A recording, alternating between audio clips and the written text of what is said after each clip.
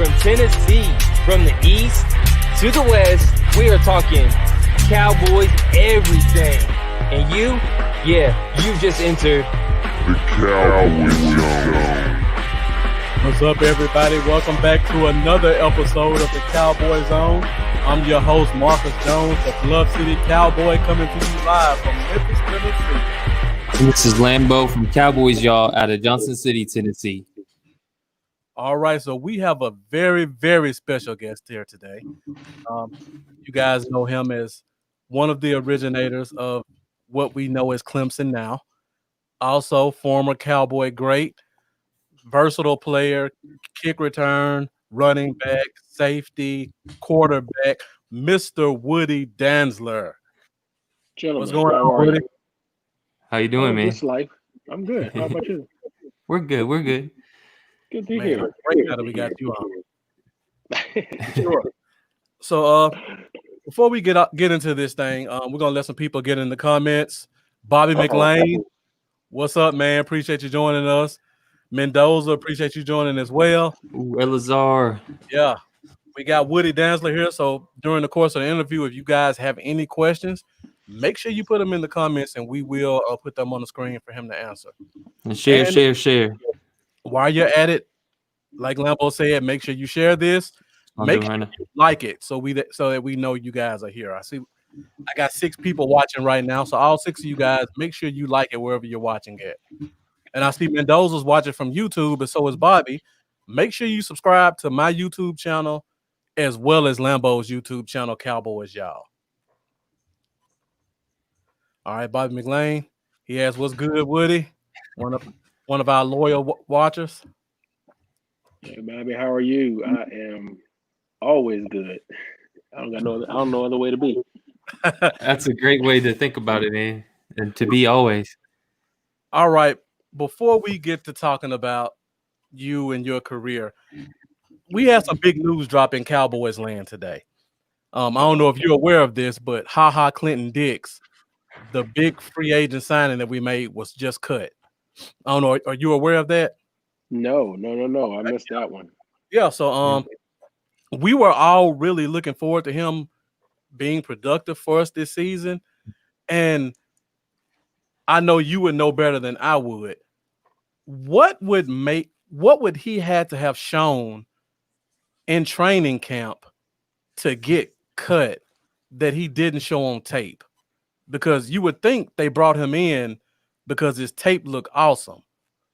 But then with 3 days before final cuts, and he's supposed to be a starter, and he gets cut. So what do you think happened from the safety perspective?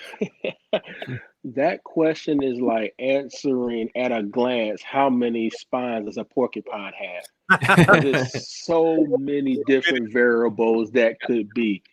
Maybe he didn't fit the scheme right. He didn't feel he was catching on to the playbook fast enough. He was. I don't know. I mean, there's so many different variables that it could be. The scheme didn't fit, and these different things. It's just who knows. Maybe he had a argument or with somebody, or I doubt that happens. But it's just so many different things that could play on it it just didn't work out. Okay, Marcus, you're probably hoping that maybe it has something to do with Earl Thomas. Of course, you know I do. Yeah. We'll see. That's another thing. They got their eye on someone else. He was just brought in, so maybe they got some good negotiations going, and they feel like it's going to come through. So, hey, I'm going to move this guy because I got my eye on somebody else. That's right. Yeah, and you got Darian Thompson. Darian Thompson's real hungry right behind him right now, ready to take over too. Yeah. Young guys ready to go. So, Woody, what would you think about Dallas signing Earl Thomas? Would you be for it or against it?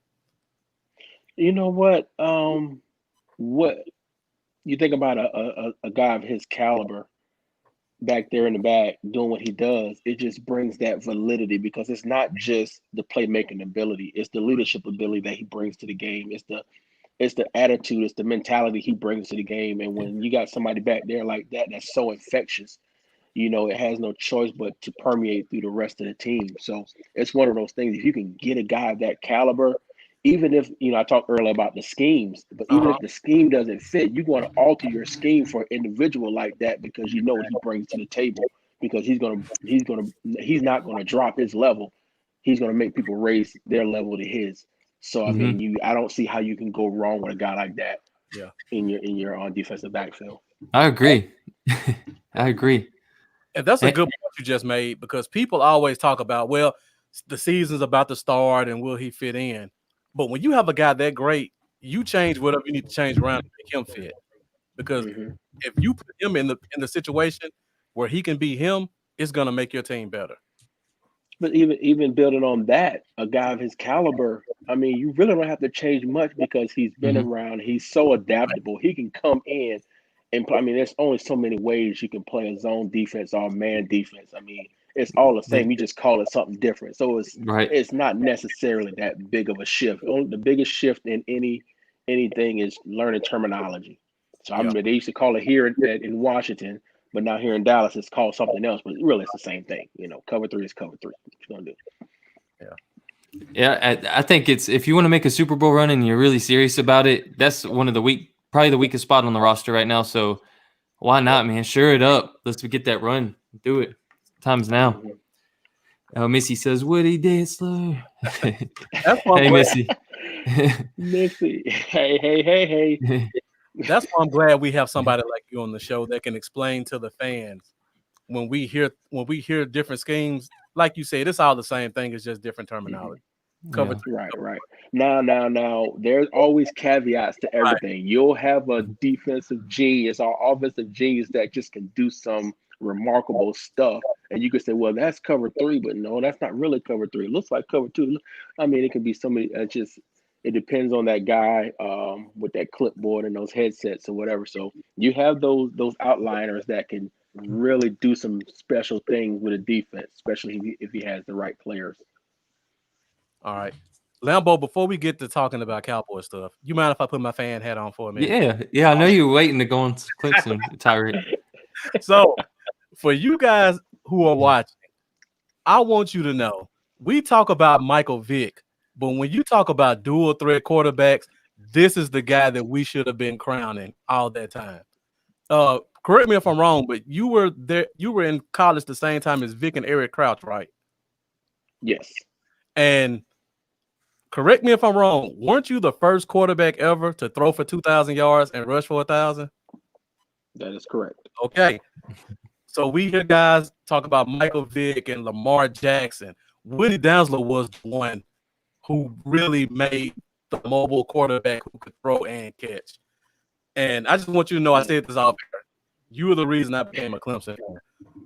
So I'm really excited to have you. I'm excited to be on, man. This is awesome. I appreciate those words, man. That means a lot, more than you know. Marcus, your face is frozen on the screen. On mine end. It might be my end. He's so excited. He's moving so fast. He just froze. It's like All right, now let's take it to the NFL, because you were an undrafted player, right? Say again? You were an undrafted player, right? Yeah, that's correct. Okay, just give the fans, because we've been talking a lot about the undrafted guys on this team. How hard is it for you to transition to try to make the team during the first training camp? What are some difficulties you have to go through that most people don't know in terms of trying to hold it on the field or get extra play? Honestly, the biggest transition was realizing that it's still football. You'll go through different segments, whether it's little league to middle school to high school to college to the pros. It's still football. The field's still lined the same way. You still, like I said, the game plans and all these different things. There's only so much you can do on offense and defense.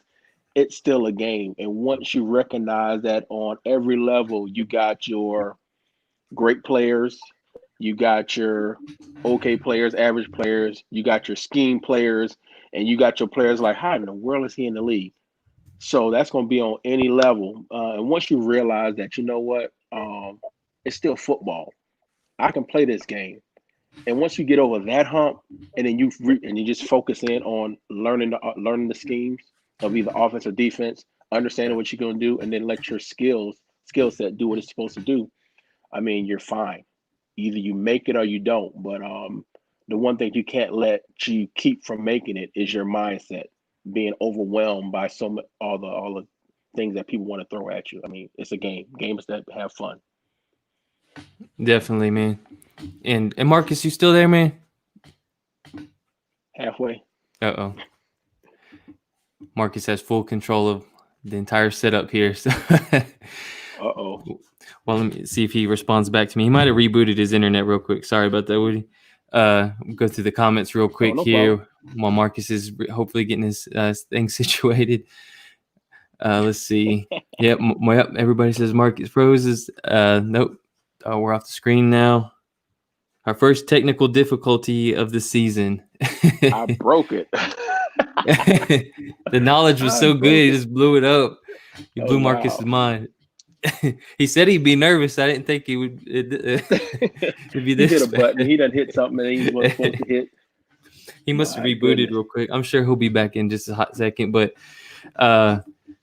when you came to Dallas, was there a specific position they initially wanted you at, or they just kind of move you around to eat? Because I know you did a little running back, a little safety, special teams and all that. Did they ever think about giving you any looks at quarterback at the time? Yes, and yes. Oh, they brought me in. They actually brought me in as a quarterback. I'm sorry, a running back. So they brought me in as a free agent running back. So that was my position when I first came into the league. And then also tailoring off of that, they began to teach me the skills of being a returner. So yeah, it kind of goes hand in hand. So that's how that took place. And interestingly enough, after my first year, Campo ended up leaving and Bill Parcells came in. One of the greatest coaches I've ever had the pleasure of being coached by the way. I need to find him. I just want to have another conversation with him. I enjoyed that guy, but I bet. pardon my sidebar. But he actually first mini camp we had when he came in, he actually allowed me to play quarterback for the entire mini camp. So that was fun, and I appreciated that from him. So yeah, I did it. I pretty much everything except putting my hand down on the ground as a lineman. Yeah. Between Dallas and Atlanta, I played running back, quarterback, returner, receiver, and then Barcel was also the one who put me on the other side of the ball, which I told that knucklehead, I don't have the mentality to play defense. Why you putting me over here? So, but it was a learning curve. It was interesting, something to do. So, but nah, that wasn't my cup of tea. I hear you, man. And I'm so sorry about this little system issue we're having here, man. I got your whole face covered up and everything on the screen. Right. Trying to get hold of Marcus right now. We might have to cut it really quick, y'all, and then start it right back up live in a second, just to get this thing back fixed because he has full control of this screen here. What do you want to cut out with me real quick, and then we'll start right back? Yeah. All right. Sorry about that, y'all. Hey, tune back in. We're gonna start a new live right now in just a few minutes, guys. We'll be right back.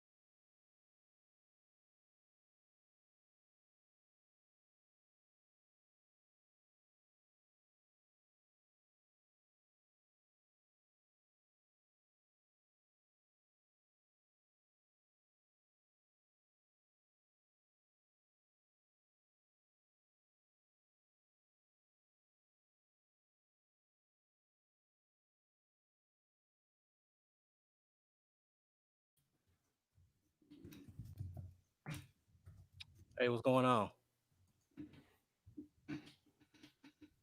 Hey, I thought that we could cut out and end it, and I told everybody we would hop back in because the screen was stuck blocking our faces, so you couldn't see either one of us. Oh, we're live now. So Should we continue it? yeah, Is hit Woody up- still? Is he No. still in? not still there. Hit him up and tell him to come back. Guys, sorry for the technical difficulties. I'm sure you know when you're doing something live, stuff pops up. But we're gonna get Woody Danzler back in a Okay. minute. So All while right. Level reaches out to him, We'll get him back in here. we still got a lot of Cowboy stuff to talk about.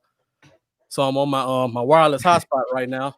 Hey, you're not frozen anymore, so that's good. Yeah. That was the first technical difficulty we've had in 20. This is our 20th episode. I've been keeping count. This is the 20th episode, and that's the first time we've had something happen like that. Yeah. And I couldn't actually close it from my end, so it just kept going live. So sorry about that, y'all. So we appreciate everybody who stuck with us, and we got Woody Danzler back now. All right. He was talking with some good stuff too. I have to get him back on that topic, man. Yeah. All right, we good now.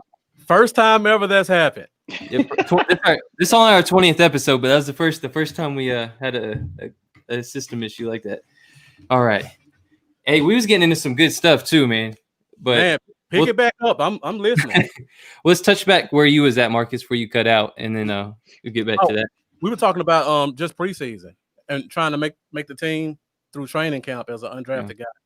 Yeah, and that's where. And then we started talking. I was referring to when he came in to the Cowboys. I was saying, you play a little running back, safety, special teams. Did you also get did they try you at quarterback and some stuff like that as well?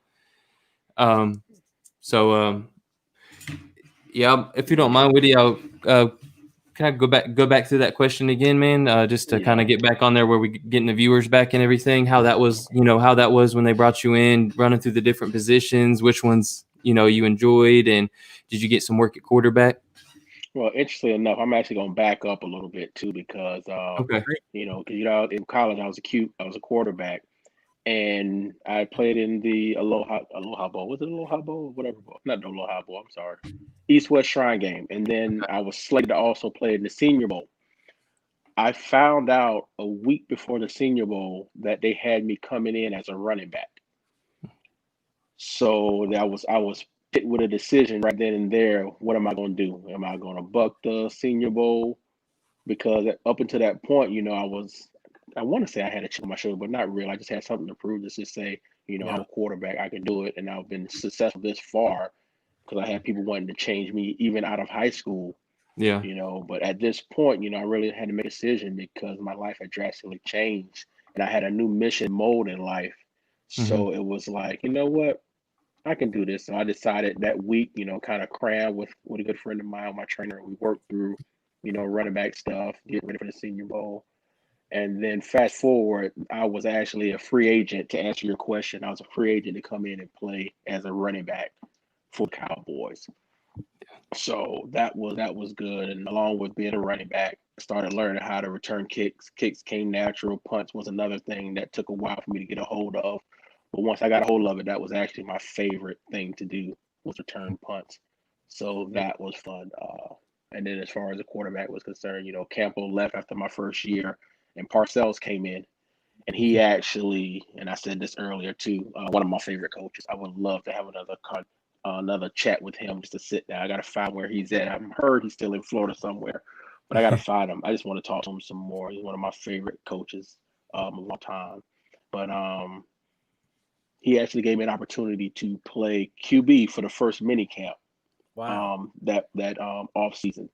So that was great. But and he was also the one that had me playing safety too. He's a nut. He's just crazy like that. But what it did for me, it just allowed me to it already had the skill set that I needed to make these transitions. But what it did, it actually gave me a stronger mindset. Because again, when I came out, I'm a quarterback. Now you want me to play running back? What is that all about? So now it's a new challenge. So go out and I master the skill at running back, learning from a different perspective. It actually became easier because as a quarterback, you got to know everything. As a running back, I'm like, oh, I just got this one thing I got to do. Oh, this is nothing. So But what those different transitions did allow me to, really build my mindset to say, okay, this is a new challenge for me. Let's go do what I got to do to do it. Yeah, man. All right. So you brought up a lot of good points, and there's one, that first one you hit on. I want to touch on that. You said you started as a kick returner and you learned how to punt. Can you kind of explain the difference between the two? Because the fans always want to have Tony Pollard do both, but they don't understand there's a difference between the two. You can't just hop out there and do one or the other. Oh, it's if you want to see a prime example of what it's like to negate that notion of you can just hop out there and catch punts, see me at my first Senior Bowl practice when I was out there trying to catch those punches. Oh my God, it was the worst thing in the world. I mean, you hear the fans, the ball hit the ground every 2 seconds. I never caught one ball. But as far as kick return, the ball is flipping end over end, and it's going pretty much in a straight line, and it's easy to catch. Yeah. But with the punt, the way it's coming off that punter's foot, if you don't know how to read the ball, you won't be able to catch it. I mean, there's so many different ways that ball can turn, and as far as in New York Stadium, you can forget about catching the ball out there because it's just that wind is just so crazy you'll never catch it. Yeah. But I mean, it's just certain once you learn how to read the ball, it's easy. And Bill Parcells, the way he taught me how to do it, I mean, it just really took off for me. So once I learned that, it was just one of those things because it was just one of those things. But no, you cannot just do both. Either you do one or the other, or I take that back. You can't do both. You just have to be able to read that ball coming off that punter's foot and how it's spinning. If it's spinning one way, it turns this way. If the end turns over, you know it's going to go deep. If it's sitting up, wherever that point is, it's going to probably die and move back to the left. So just being able to read that is just a whole different monster. But once you can do it, it's like riding a bike. And you're trying to do that at the same time. Is there someone running 4 speed straight at you with 220 pounds or something? That's another thing. You got to be able to gauge that too. Am I going to call that fair catch or what? So for me, I was kind of, especially in the preseason, I'm not fair catching anything. So for all the fans out there, make sure you reshare this and make sure you like it so we can get our follows back up, because Woody's giving us some knowledge right now.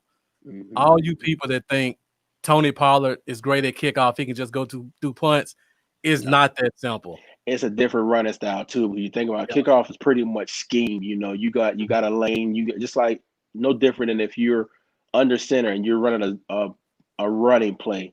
Everybody's blocking. They're trying to open up a lane. Kick return, that's what it's like.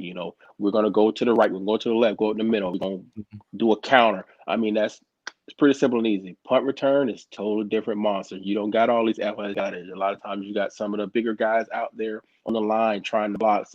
And you got those two gunners coming down. You got to make those two miss and then try to get to the wall, which is rarely there, and wherever the punt is set up to go. So it's so many different factors. You got to be elusive. You have to be able to judge that ball. You got to be able to catch it. You got to be thinking about what you want to do. And there's just so many different factors. It's pretty straight cookie cutter for kick return, but not for punt. Now, did you do any kick returns in college? Because I don't remember you doing kick returns. No, I was quarterback. That's what I thought. That's the big thing. I was straight quarterback. I did nothing but quarterback until that Senior Bowl, which was crazy. That's crazy. And then come to the NFL and have one of the most memorable kickoff returns in the Cowboy history. Most memorable to me in Cowboy history. I'll never forget it. So, Lambo, you want to go to that right now? Yeah, play it. We got it. All right, give me a second. Got to pull it back up again. Just for the young ones in the chat that missed it. Yeah, so for all these people who are joining us and don't know the greatness that you're listening to right now, we're about to pull up this video, and this is one of the more memorable kickoff returns in Cowboys history. How well do you remember this, Woody, when you see it? Very much so. I can close my eyes to see the whole thing. Boom. At what point did you know it was 6? After that third tap? Actually, back up a little bit back, because when I saw after the stiff arm and I saw, I can't think of his name right now. I know Rodney Thomas, he's going to come out, but other half we got, right here is a house call. Right here, I knew it because I saw Rodney and I saw God, what is his name? I can't think of his name, but I saw those two after the stiff arm. I just know, make sure I didn't go out of bounds, and I was going to score. So And when you ran into the guy, did you think you would go like that in that scenario right there? Did you feel like it was going to be over with after you ran into a guy and the three guys came at you? True story. I'll tell you what happened here. I went the wrong way. Okay. The play was deciding to go to the left. As I caught the ball, I'm getting ready to take off. Over the course of the game, they started to read our returns. So as I'm running right now, I see the whole San Francisco kickoff team. They see where we're setting up our kick return to. So they're all knifing that way. Mm-hmm. So I thought I saw a seam backside, which is why I went to cut there. And I ran into, as you saw, I ran into the back of one of my guys. And here's God, the honest truth. Joe Arizona was our special teams coach. Love Joe. And here's my thought process right here. Honestly, my thought process right here is I need to get some more yards so he don't chew me out too bad. These are my thoughts going through my head. And when I bounced off and rolled out through there and I saw the kicker, I was like, there's no way he's going to tackle me because that's a cardinal sin. You never get tackled by the kicker. Stiff arm. And then right here, I see 44. That's Robert Thomas. I see him coming. And then I see, God, what is his name? The safety, white boy right there. He's close all the way on the sideline, not Wiley. He was 38, number 38. I can't think of his name right now. For Dallas? For Dallas, yes. I can remember his number, but I can't remember his name. Golly. And I could see his face clear as day. I saw him too. I just had to make sure I didn't go out of bounds, and I knew I was going to score. But what about the whole toe tap? Like the toe tap was impressive. Was that adrenaline? Because that was really impressive. That's just instincts. Instinct. You know, one of the things that I would say, you know, that really gave me the best leg into sports was martial arts. You know, I got my start in martial arts. And one of the big things is about discipline, body control, leverage, understanding your center of gravity. So to be able to control myself right there, that just I give that to my martial arts upbringing. Yeah. Okay. So did you continue that? Are you still doing martial arts now? No, I should. I thought about it a couple of times. They thought about getting my girls in it, but they didn't want to do it.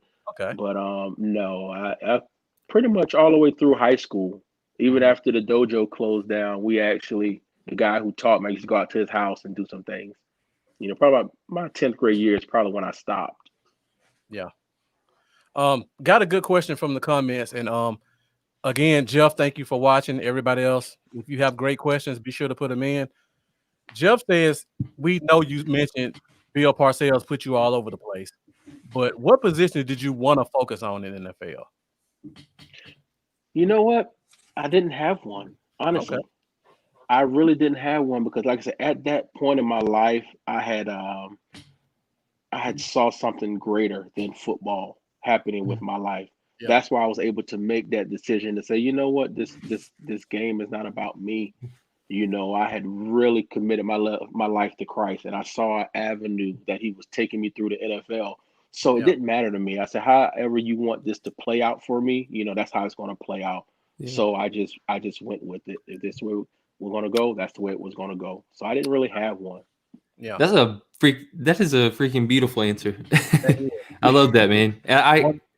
I just committed my life to Christ last year, so I'm only a year into this thing. But now hearing it, like if you would have told me that 2 years ago, I wouldn't have really thought much about it. But knowing what I know now, hearing that is awesome. I love that, man. Yeah. All right, so we have a comment, and it was going to lead to my next question. So Cowboys 2068, perfect timing. He said about he was hoping McCarthy would be something like Parcells, and that leads me into my next question. I know you transitioned from Campo to Parcells, right? Mm-hmm. So correct. Talk about that culture change, because you guys went from 5-10 to, I believe, 10-6 in that next year. So can you talk about the culture change of bringing in a new coach, especially one who's as revered as a Mike McCarthy or Bill Parcells? What does that do to the team? It depends on how the coach comes in and assesses the players and learns how to get them going. Yeah. That's the biggest thing. The players are going to be the players. What the coach has to do in order to change the culture, he has to come in and understand who those guys are without really losing, their identity. So it's a delicate balance to come in to shake things up, start a new trend, and get guys to want to trust and play for you. Because you'll get to a point with a guy like I don't know McCarthy personally, but with Parcells, one of the things he came in with this mystique, but he was I want to say he was genuine. Yeah. Because he was genuine.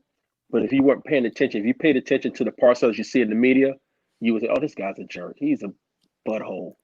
But that wasn't him. That wasn't off camera. And I'll give you a story. Oh, great. I was just I'll give you a story. He's just coming in, and again, I haven't learned how to catch punch yet.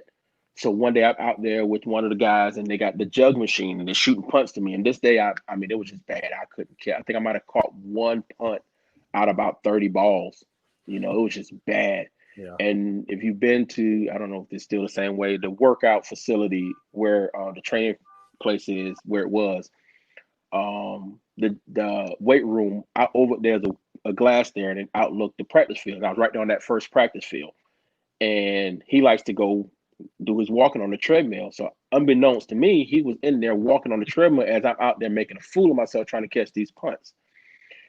And then partway through it, I just hear, stop, quit it, stop, turn that thing off. And as he's walking down the hill, all I hear is, "What are you doing?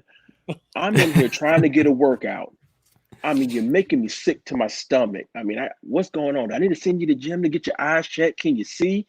I mean, I just got here. You want me to put you back there, put my trust in you?" And he's just going off. And I'm sitting here like, I'm about to go home.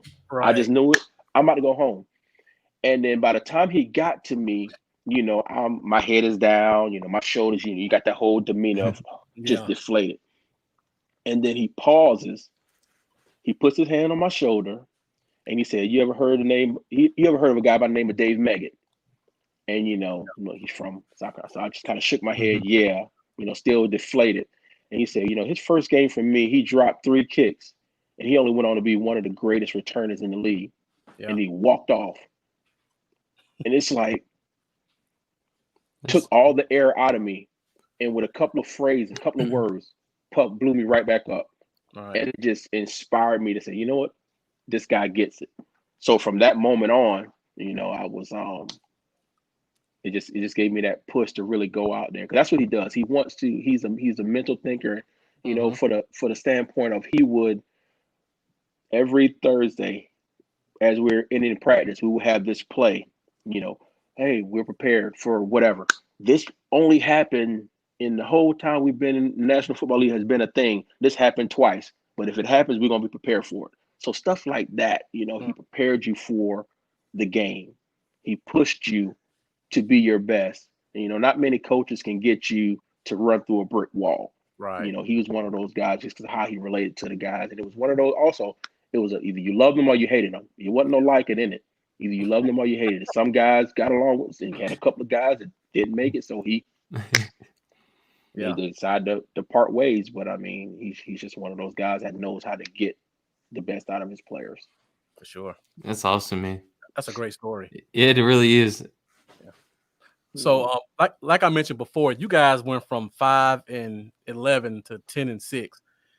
Do you think this team can make that kind of jump, going from where we were last year to winning 12 games this year, just if McCarthy seems to be what we think he'll be? Easily. Okay. You look at the pieces. I mean, I'm saying you should look at the pieces that they have. It just takes that, for lack of a better term, it takes that puppet master to come in and get those pieces to move together like they're supposed to.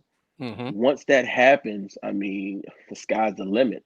Because you look at what just name what Dak has done since he's been there. Yeah. Just that alone, it just takes that right puppet master to come in there and do what needs to be done to get all those guys working the way they're supposed to as one cohesive unit. Right. Yeah. I believe when we made that jump to 10 wins, that's when Quincy started the year, wasn't it? And I think Quincy Carter was starting the year we went 10-6. 2003. Yeah, I think so. Yeah. I believe so. You mentioned Dak's name, and great transition into my next question. You were known for being, like I said before, one of the first truly mobile quarterbacks who can pass. And if you go back to Dak in college, he was a very mobile, very active guy. And last year, he kind of went away from that. What do you think happened in Dak's game that kind of made him not show that mobility as much as he did in college? Probably didn't need to. Okay. That's a good point. You know, either he didn't need to, and it's another thing about it too. As you grow and as you mature, and you begin to, the game really starts to slow down. You get somebody to get in there, and you really study and film. Yeah. Now you walking out there like a Tom Brady or Peyton Manning or Drew Brees, where you look at the field and you see what the safety is doing. You watch film, and now all of a sudden, I know exactly what they're about to do. So I know what I'm going to do. So I'm already ready. The defense is playing chess. The defense is playing checkers, and he's playing chess. So I get back there, and I already know what I'm about to do. I'm 3 moves ahead of them, so I don't need to run. Now, if it comes up and that needs to happen, then that's a different story. But I think it speaks to the mental development of Dak, why he hasn't been running as much as he used to, because that's kind of like our fail safe. You know, I get confused, we can take off and run. But as you grow and you mature and your mentality gets better, you understand defenses better, you got a better grip of your offensive scheme. You know, you don't have to rely on your legs, because now it's all mental. Yeah. That's true. I never thought about it from that perspective. Exactly. Guys, I see the comments are starting to get dry, so make sure you guys get in the comments. We got a few more minutes left with Woody. Jeffrey's got a good one. Yeah, make sure you share this so that people can hear all this knowledge that he's given us from his experience as a former player and just talking about the current team. I had a follow-up question about Dak, because I know they said the team brought in Seneca Wallace. And if you know what Seneca Wallace is, he played in the league forever, but he was known as that mobile quarterback, very smart mobile quarterback. As someone who was also a mobile quarterback, what do you think, or if it was you, what would you be teaching Dak to help him with his mobility? Is there any? Can you teach someone how to be mobile? Or yes and no. Okay. I say yes and no because you can teach the mechanics. You can work on fast twitch muscles. You can work on feet. You can work, the ladders and all these different things. But the truly part of being mobile that sets those guys apart, when you look at, like a Michael Vick or Lamar Jackson, it's the instinct part that comes up. You can't teach that instinct. You can't teach the fluid body movements that they have in the midst of what's going on. I can think of one play with Vic where he's sitting in the pocket and you got somebody coming full speed and all of a sudden he just ducks and the guy goes flying over his head. I mean, that's the stuff you can't teach. I can teach you how to run fast. I can teach you how to run, the mechanics of all that, but you can't teach instincts. And that's what really separates the true mobile QBs from those who can just run. Yeah. And speaking of being mobile, there was a lot of times, and no hate to Chad Hutchinson or nothing, but there was a lot of times where I just wish there was another quarterback in the game so bad that I can't even. I know everybody else in the fan base felt the same way. And the way Woody laughed, he did too. I was sitting there. My guy. He just wanted to play his guitar. That's all he wanted to do. Oh, did he? Is he a good guitar player? Yeah, he's pretty doggone decent. Yeah. I was like, man, I want to see Woody get in there. I want to see Woody get in there. We need somebody else in there. And then I remember there was that play where Chad Hutchinson actually pitched you the ball and you threw it to, I think it was Rambo. Yep. And Marcus, you got that clip? I wanted to bring that up because I was going to say after this play, I'll go ahead and watch it first. If you got it here. I may have to pull it up another way. All right. Yeah, here we go. I just have to pull it up in full screen. But yeah, we could talk about it still. Let's you in the backfield. Hit him with the toss. Similar to a play Dez Bryant a couple years ago. Yeah, very similar. Great throw, too, by the way. With the glove on, Tom Brady style.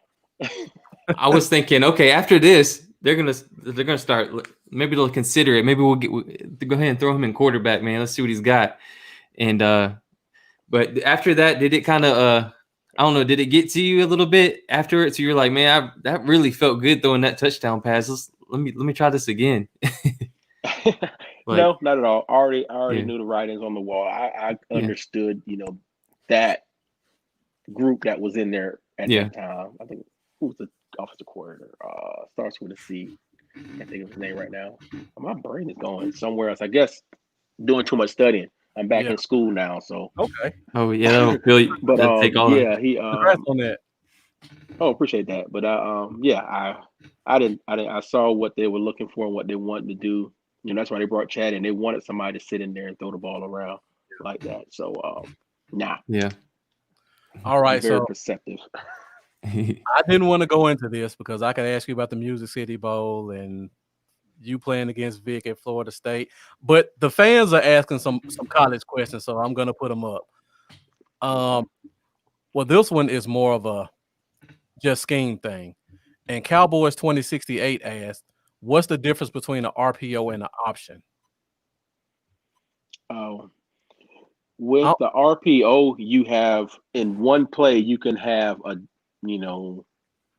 run play, but you got a pass play mixed in it. When you're thinking about the option, RPO, run pass option, that's basically what it is. I got an option to run it, either hand the ball off or run it myself or throw it to a receiver or out in the flat somewhere.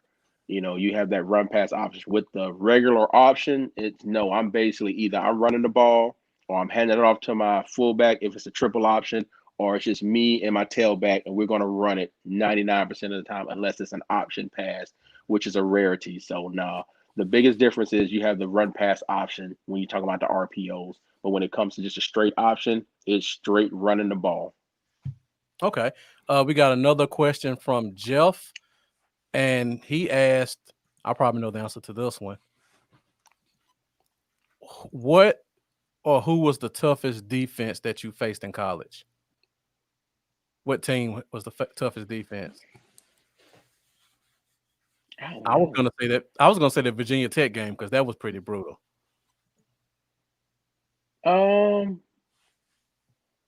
Which one?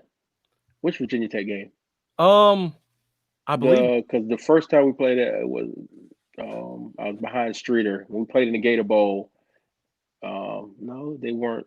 No, I'll put a toss up. Honestly, it's probably gonna shock you. It's Florida State was one. Yeah, but really Florida State and actually NC State. Okay.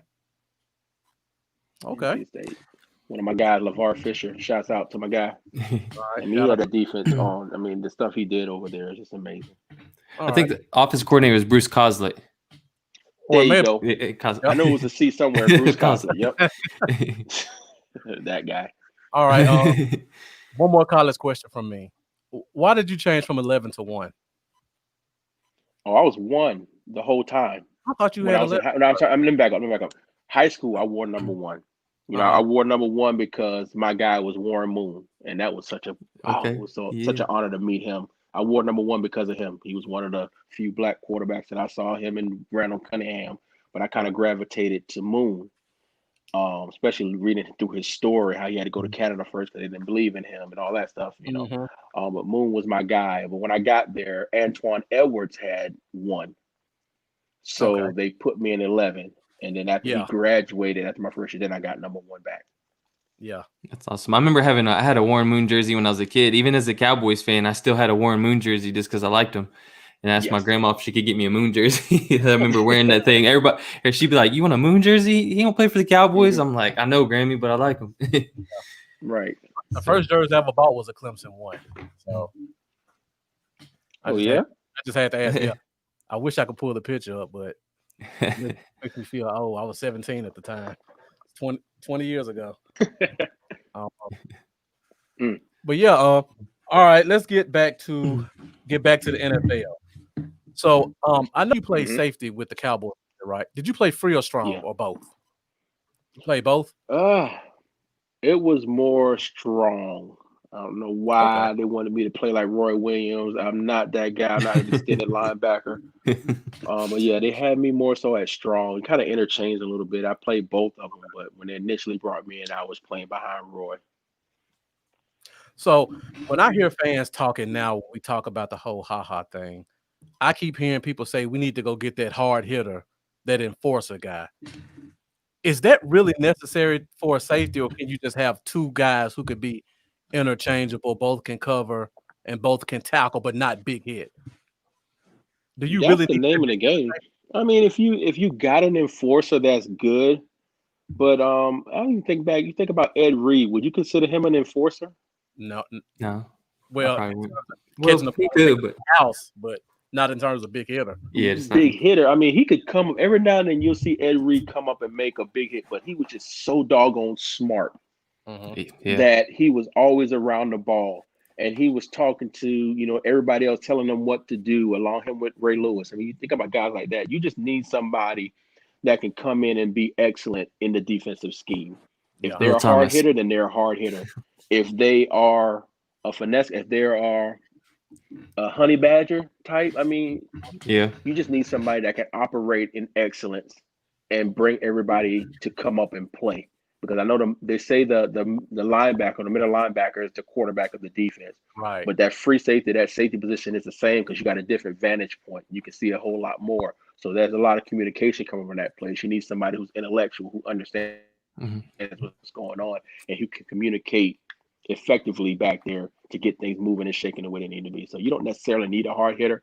It is good because you get that thing you can call a no-fly zone where people actually are kind of afraid to come through that middle. But Yeah. nowadays, if you actually want to go that route, you look at the receivers that's in the league now. These guys are bigger than some of the safeties. So I mean, Exactly. that's not yeah. You ain't lying. a so Yeah. no, you don't necessarily need that enforcer. Okay. Now, I know we said we would keep you 30, 35 minutes. Do you mind giving us 5 more minutes? Got a couple Yeah, more we questions. good. Okay, great. We good. All right. So, just talking about that versatility at the safety position, versatility in general.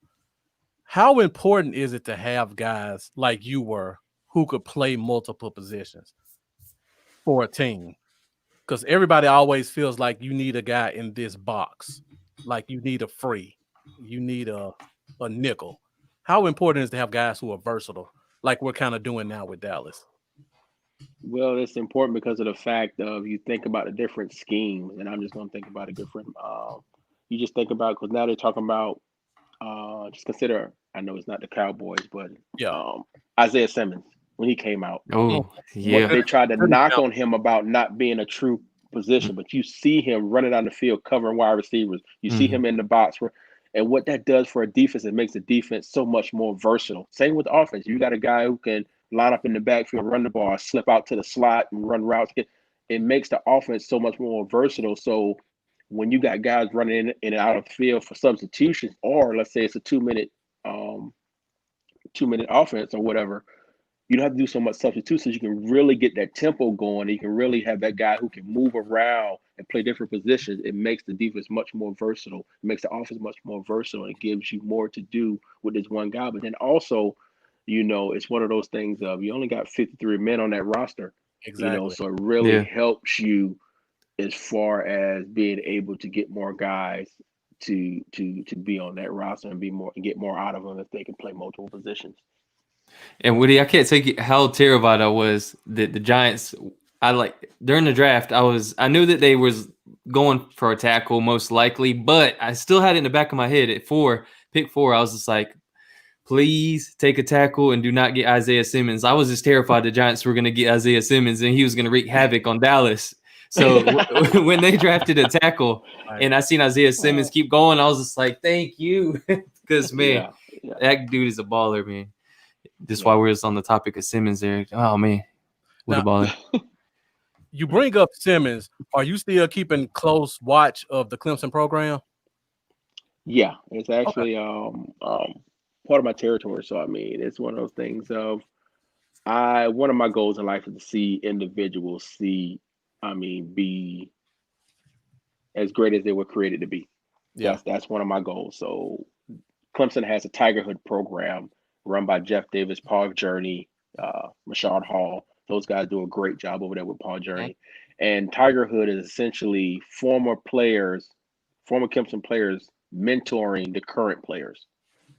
So I stay pretty close to the program because not only just the program itself, but I'm big in education as well. I'm looking to see people begin to move away from memorizing information to pass a test and begin to learn information and be able to apply it in life. So I got dibs when I'm working with people in, from the president down to the dean of students, and just making sure we're working to make sure we're giving people a better education as well. So, but yeah, I said all to say, yes, I got close ties to the university because I have a vested interest in the students that go there. When you were heading to college, was it always Clemson, or was there ever any other teams in consideration, or any other colleges that you had considered before making your choice to Clemson? And then why Clemson as your choice? Honestly, I'm a different kind of guy. I never even considered. I wasn't even thinking college. It never really dawned on me to my senior year. My high school coach, he didn't give us our letters until then, and that's when I was like, oh, I can actually go to college. Because only college I really knew about was South Carolina State, because I'm from Orangeburg, South Carolina State University, and Claflin. They didn't have a football team, so I knew about State, but that's really about it. I didn't know about Clemson. I didn't know about Carolina. I just was a kid having fun, enjoying his high school days playing football. But why I chose Clemson out of the rest of them was the fact of a guy by the name of Rick Stockstill. He was a recruiting guy who came and recruited me for Clemson, and I fell in love with Coach Stockstill. And it was because of him I chose to go to Clemson, because I trusted him, I believed in him, and he remained true the whole time I was there. Everything he said, that's what was happening. So Rick Stockstill got me to Clemson. Awesome. Yeah, great. Jeff has a great question. Actually, that's the question I was leading into when I asked if he was still close with Clemson.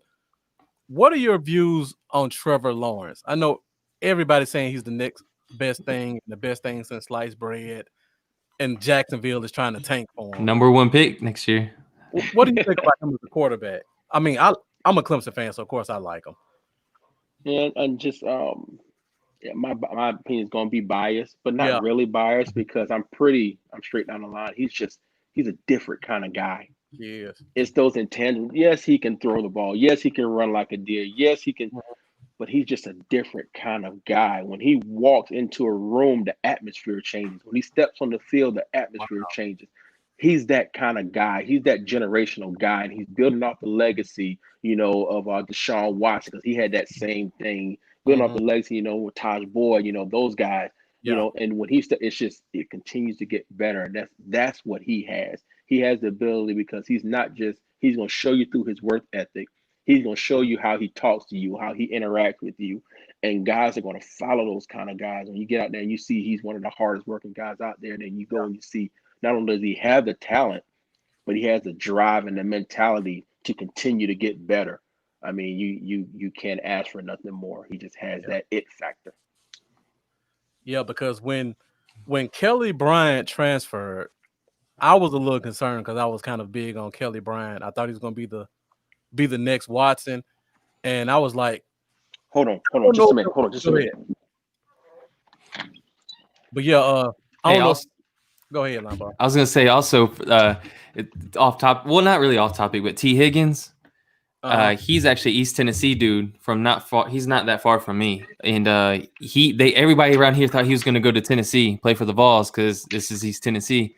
And when he chose Clemson, man, I'll tell you what, people in East Tennessee were mad that Higgins went to Clemson instead of Tennessee. Yeah. So, all right, I'm back. Sorry. I'm about to lose y'all. My iPad's about to die. Okay. Well, I got 2 more questions, and I really want to get these questions in. The first question, I know you played running back, and I believe you may have been playing at the same time as Emmitt Smith last year. Yes. 2002. How was it being in the room with that type of greatness? Like how was he as a teammate going into that year where he almost knew he was out the door? I'll tell you one thing that impressed me with Emmitt. He had that grandiose to him, but he didn't. it's kind of like I'm talking about both sides of my mouth, but he had that mystique because of who he was and what he's accomplished. But he still was just as down to earth, as presentable, as approachable as anybody else on the team. And what really impressed me, I remember my first mini camp. Somebody of his caliber, he didn't have to be out there. Definitely. Yeah. And this guy is out there. Not only is he out there, he's taking reps, he's working, and he's pushing almost to the point to where we actually had to tell him to stop because, he was starting to cramp up. He was getting tired because he was working just that hard. And it's the first mini camp, and you do your all-season workouts, but you come at that first mini camp to kind of get yourself back in football shape, you get ready. But he's really, because that's the whole drive. And it kind of really reminded me of the commercial he did when he's lifting weights. He said, okay, now I can take a break. Yeah. And it's like 5 seconds, and he goes, okay, time to go back to work. And that's really what he embodied. And when I saw that, I was like, okay, that's why you're still in the league. That's why you've accomplished what you've accomplished. Yeah. And again, it motivated me and pushed me to do the same. But yeah, that was awesome. That's great. Yeah, that's good stuff, man. Yeah. That's good stuff. So were you on the sideline the day he broke the record? When the game right stopped? there, yep. Oh man, that was so funny, yeah. I bet the whole we were picking at him. We was picking at him actually before that because I remember we had that press conference. And right before he broke, and he was doing an interview, and he started crying, talking about how much Walter Payton meant to him, and he probably. I hope he don't see this. While I'm talking trash about him now. It was just so funny. If he sees it, I'll be happy he's seen this show. Exactly. But that's one of those things but even though we picked at him for it, that interview was so genuine. It was so Emmett because you could see the passion and the respect and the honor he had for Walter Payton and his family.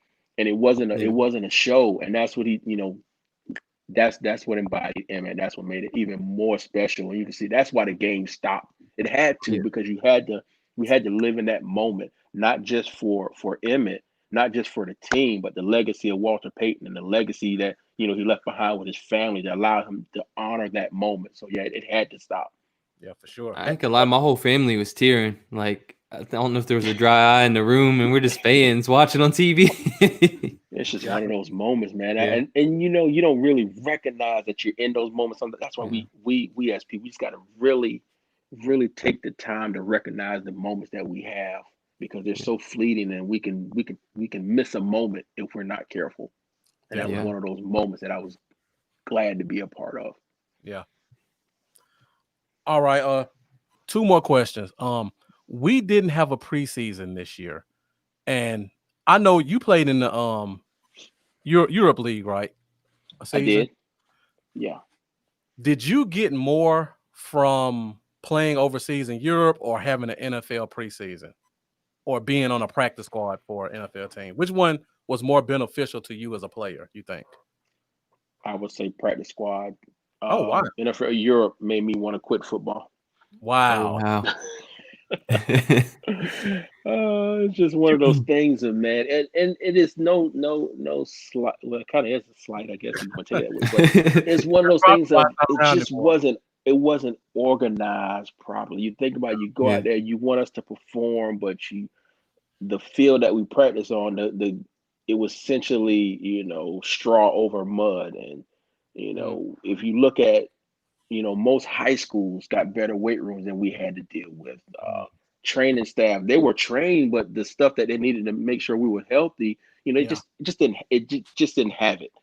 So, but Europe, oh my gosh, I got to go back. It was one of the most beautiful places I've been to. I mean, the details in the structure of the buildings, the greenery. My favorite part of the whole trip was traveling to the games. We didn't fly, we didn't ride. We took that little bullet train, and you just ride that train, and you just look out. I can look out the window the whole hour, 2 hours, 3 hours as I passed through looking at the greenery. It was just beautiful. But yeah, practice squad, because it really gave me a chance to hone my skills, to get out there with the guys on the team and really see and prove to myself really that I belong here. I can play with these guys. I got some of the greatest guys in the game on this field. When you think about a Dexter Coakley, a Darren Woodson, these guys, Ebenezer Echelon, Ellis. I mean, you think about these guys, and I'm able to best these guys out there, So It's just one of those things of, man, I belong here. I was gifted for a reason. That's what practice squad did for me. Yeah, because I would think being a practice squad guy, you don't get to dress for the game, but NFL Europe, you're on the field, you're the starter, you can be a star. I would have just thought that would have been a bigger thing, but I see what you're saying. If the structure wasn't there, all that didn't really mean anything. Yeah. Right. I mean, it's still fun, because again, it's that mentality thing. Yeah. I play the hand that I'm dealt. So, and I learned so much over time just to be able to push through and say, hey, this is what I have. I'm not going to complain. I can't control anything else but what I can control. Yeah. So we made the best of it. I made some great friends over there and got to see the countryside, learned a new culture. It was beautiful. Yeah. But the game itself, I was about done with it. Woody, do you remember your 40 time? Just curious. Yeah, I do. Would you like to share it with us? This is a pan. Actually, this is what I say. My 40 time is faster than a guy trying to catch me. Okay. That's kick that gear in. Yeah, that's the next man's speed right there. What do you say about Dantzler? His 40 didn't matter. He was just faster than the next man. Yeah. Yep. Okay. Exactly. And that was my. I didn't really run the 40 for time. I mean, we ran them for conditioning, like we run like 40s or some crazy mess like that. But as far as getting time, no. Some of these guys took too much pride in that. I mean, I could care less about a 40. It's different in pads too. Some people might be real fast without pads, and you throw pads on the next guy that was slower than him, and without pads, all of a sudden he's not faster than that dude. Well, Randall Williams was fast with. Oh, he was fast. Yeah. He was fast. God, I remember Randall Williams. Oh my goodness. Oh my gosh. I didn't see it myself, and it was electronic time outside the practice facility when they did those times. If I didn't see it myself, I would not believe a 6'4", 235-pound guy could run a 4.0 something 40. Wow. And you saw that electrically timed. I saw that electrically timed myself. Wow.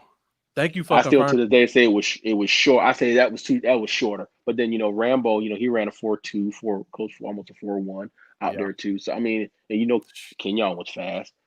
So and then the Rocket, I mean Rocket about him. This would make me no doggone sense to be that fast. How you just be that fast for no reason, just fast?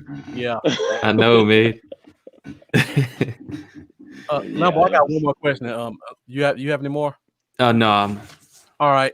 Well, let me ask this last question, because when I think of you and I think of the players now, I think of the quarterback from Arizona that's playing, Kyler Murray. Mm-hmm. And I just wonder, do you think if people gave you a chance being 5'11", and I know they probably put you down because of your height at that time, do you think if you played in today's NFL that you would just be dominating? Do you ever think about that?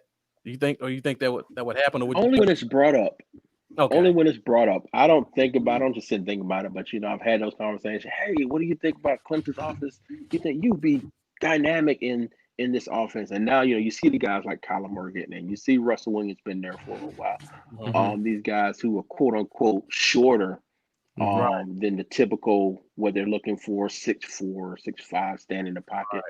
But that's all came with the evolution of the game, with the guys on defense getting so much faster. You got to have a guy that's mobile. But as far as thinking that, no, because I'm a firm believer that each generation is to get to a certain point as far as they're supposed to go, and the next generation is supposed to go further.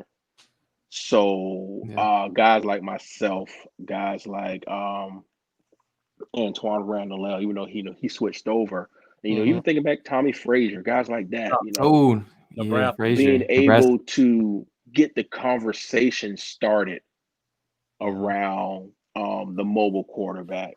You get that conversation started, and once it gets started, now you're seeing the fruition of some of the seeds that were planted, even back before me. So I mean, it's a generational thing, and it happens over time as the game evolves and as people's mindsets change. That's what you're seeing. So no, I played the role I was supposed to play in my time, And now these guys are really getting out there now and showing what can be done. Especially, I mean, Lamar Jackson is a perfect example. How they said, For you sure. look at the clips and the sound bites of what they said about him, and now look. Exactly. Yeah. Yeah, there was a clip going around today that Colin Cowherd said Dak's future is going to be a backup. ... Tight Come end. on. So that just tells you how much has changed even over the past 4 years. Yeah, I think a lot of those guys do that because they know what they're doing. They're marketing geniuses. They are experts in the field that Yep. they're doing. They know what to say and how to say it to get people to tune in. And it's almost like watching a soap opera with some of those guys. They're just playing a role. Right. And you talk about the kid, they know first thing to do, talk about a Cowboys player, and it's gonna get views. Yeah. Especially if he's a Cowboys quarterback. Yeah. Oh, of course. Yeah, that's just it's the nature of the game, but I mean it's entertaining to say the least. Well, Woody, we thank you for giving us more time due to our technical difficulties. It was truly an honor to be able to speak with you today. Oh, this was great. Before you go, can you let the people know where they can find you at, where they can follow you at, and if you have anything that you want the people to go out and see that you're doing? Okay, well, in the moment, you can find me. I'm on Instagram, so at Woody Dantzler 3, at Woody Dantzler 3rd, and then also on Facebook, Woodrow Dantzler 3rd on Facebook. That's where you can find me there on either one of those platforms. One of the things of what I'm doing now, like I said, I am going back to school and getting my master's in applied psychology and developmental psychology because I really have a vested interest in people. I want to see people grow into the greatness they were created to be. And one way I'm going to do that is be able to understand how the mind works, what's behavior all about and how people develop based on these different cues in their brain and body. So learning that, but I also I do speaking because that's another way that I get out and I encourage people, to step into their greatness. So just tune in. You can find out what's going on with me on Instagram and both on and Facebook as well. I'm trying to figure out this Twitter thing, but I don't know if I'm doing it right. So it takes forever to get used to Twitter, man. I still don't. I'm not great at Twitter. All right, well, I'll figure it out one of these days. Yeah, I'll be sending you a friend request so I can keep in touch with everything you're doing. And yes, sir. Again, thank you for joining us. We really appreciate it. Gave us a lot of good info, some great stories, and we're just glad you took the time to come on and talk to us. Yeah, you thought enough for me to bring me on, man. This is awesome. Oh no, I brought it up to Marcus. I was just like, man, I'm gonna hit up Woody Dantzler and see if he responds. And he's like, what? Yeah, Woody. He's like, let's go. And I told him you responded. Yeah, we were excited, man. He didn't know how big of a Clemson fan I was at the time either. Yeah. See, I'm not like a Clemson fan, just a Cowboys fan. But Marcus, he was like double because he got a Clemson and a Cowboy fan. So, but yeah, also getting to know you and talk to you and everything and seeing how positive of a mindset you have and what, how you talked about wanting to help people and stuff. That's even cooler because now we put a personality to the face that we see on TV, years ago. And it makes it even cooler because, just a real cool dude. So it's been a pleasure speaking with you, man. Sure. Yes. I love conversations. That's what we need to get back to. We need to get back to good old conversation. We don't talk like we should. Nope. Exactly. Get people positive, get people talking, just being friendly and fix the world, man. Yeah. But even in the tough conversations, we gotta learn how to have those too. Those are the ones where we're missing. It's easy to have the good jovial conversations where we're cool and that it's those tough conversations, those rough conversations that we as a country, as a people has forgotten how to do. If I disagree with you, if I disagree with a point that you've made, then I just disagree with you. So now we're mortal enemies, and it ought not be that way. We can disagree on a point without disagreeing with the actual person. So that's a lot we got to get back to, but baby steps. Exactly. Yeah, I agree, man. Yeah, for sure. Well, Woody, again, thank you for joining us. We really appreciate it, and enjoy the rest of your night. Yes, I'm about to get back in these books. Actually, I got a test coming up. All right, man. Good luck.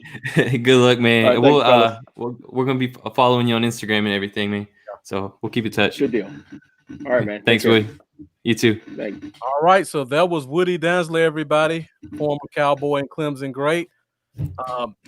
Considering the fact that we had all the technical difficulties that we had, and he still stuck by us and stayed in, that is truly an honor. Yeah, I was scared after the first thing after we everything just went out. I was like, oh no, I bet we're gonna have to reschedule. And yeah, he stuck with us. Yeah, for sure. And he gave us everything. He gave us stories. He gave us inside looks at stuff. He gave us stuff we never heard of. He gave us insight from quarterback, safety, and running back position. I mean, he was everywhere, and it was all good. Oh man, and then I didn't even think about the year of what it was that he was on the sideline with during Emmett's record breaking run too. That was really cool to hear how that was. It was really cool to hear Parcells' personality and how you see him on TV as this just kind of guy, that you think everybody's probably terrified of him, but then he comes up to you and says something that completely changes your whole mindset from being down here to up here, and just the things that he could do. Exactly. And Bobby, thanks. We appreciate it, and we appreciate all you guys who stuck with us through the technical difficulties. We still have a little bit more show to talk about because we had a big story today. We didn't get to really cover it because we had a guest, but Clinton Dix was cut 2 days before Final 53. Kevin Cowboys, thank you for joining us, man. We really appreciate it. Dallas Super Bowl 6, thank you for joining us as well. What's up, man? Make sure you guys subscribe, whoever's YouTube you're on, and also go to the other person's YouTube. And now let's open up the phone lines a little bit to see if anybody wants to call and talk about any Cowboys topics. Oh, man, they must have thought the show was over. I dropped on Facebook by like 75%. Get back in here, y'all. We still on here. Yeah, we still got some show to talk about. Some show. And we got phone lines open too. So the phone lines are now open if anybody wants to call, want to ask a question, want to start a topic up, give you a few minutes to chat with myself and Lambo to talk about all the stuff we got going on with Cowboys. Yeah. Next week. So Lambo, we talked a lot about Big mosquito. Earl Thomas. Your gut feeling. Do we sign him? I was about to bring that up myself. I'll see kind of like my mindset, like thinking about this is okay, cutting is that more of a credit to how well Thompson's been doing, or is that just he played that crappy? Or does that just opening the door for Thomas? Like, because when Griffin was signed, we didn't know that was coming, really. Not at all. Everybody's acting like, oh, well, they're not talking to Thomas. They already said it. Like, we don't know, really. Because, I mean, we didn't know Griffin was coming. Then, bam, we signed Griffin. Like, I didn't expect that. So, I mean, the same thing could happen with Thomas. For sure. So I'm just trying to wrap my head around and think, okay, is Thompson just doing that well? And they like Wilson, also does that have something to do with it? Maybe it's both. But I don't know. I just find it, like you said earlier when we were talking about it, I find it hard to believe that they are willing to, if we had to start the season right now, that they're ready to roll out what we got. Yeah. In a year that we really want to contend. Especially when you consider Xavier Woods is dealing with a groin injury. Those things could last the whole season. Exactly. And then, so you're going to start with Wilson and Thompson at safety, both of those, like you having no idea really what you're going to get. Yeah. You're banking a lot on the trusting them to. I don't know. It seems like easy decision to me. Mm-hmm. The veteran leadership and the things like Woody was just talking about, that when he was talking about Ed Reed's traits, right? Earl Thomas is like, to me, is like another version of an Ed Reed. Like he reminds me of the same type of safety, basically. The type of traits he has as a safety, I feel like that's the kind of stuff that, we could really use on our back end with Thomas right now to really shore up the weakest spot on the team. Yeah. So. And then my question is, let's say you put Thompson at the starting safety. Now your backups are Donovan Wilson, who's never started a game, Yeah. and Reggie Robinson, who's only been at the position for 1 week and 2 practices. Oh yeah. If something happens week 1, where do we go? That's scary. That's dangerous, man. Because as much as I like Reggie Robinson as the athletic freak he is, that don't mean that he can just hop right in and be special. I mean, he's gonna hop right in, and we're gonna have some pains for a while until he gets his legs under him and everything in the league. Yeah, I'm not really comfortable with that. I'm not either. And it makes you think though, if Thompson's playing haha, big deal. We already guaranteed him what 2.25 million or something like that. Yeah, He's already guaranteed the money. So I mean, I don't understand why not just keep him around for depth for this season.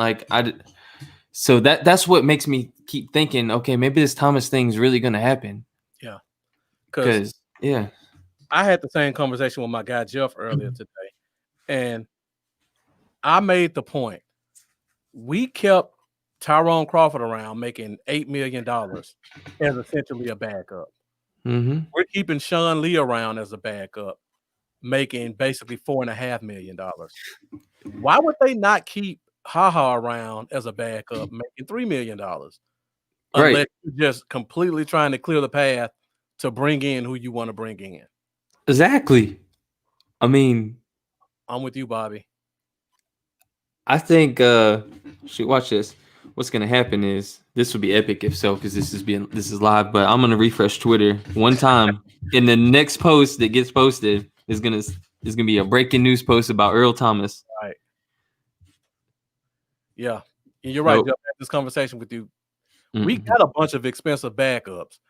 He would actually be one of the least expensive backups. And we just got rid of him.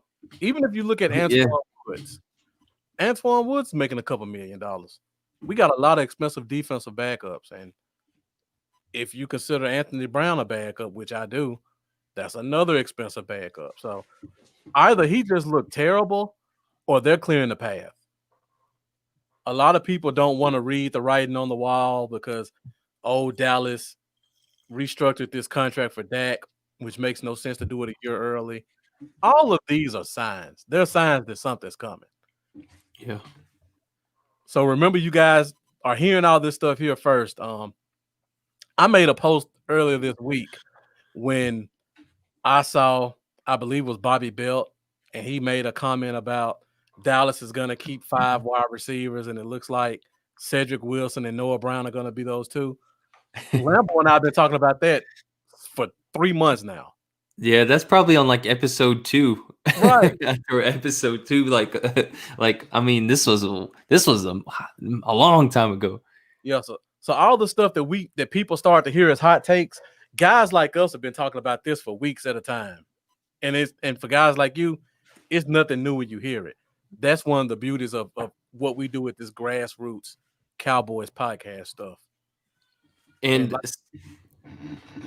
oh, go ahead. Sorry, my bad. I was just gonna read Bobby McLean's comment. Yeah. He said we didn't cut him for nothing. Had to make room for Earl.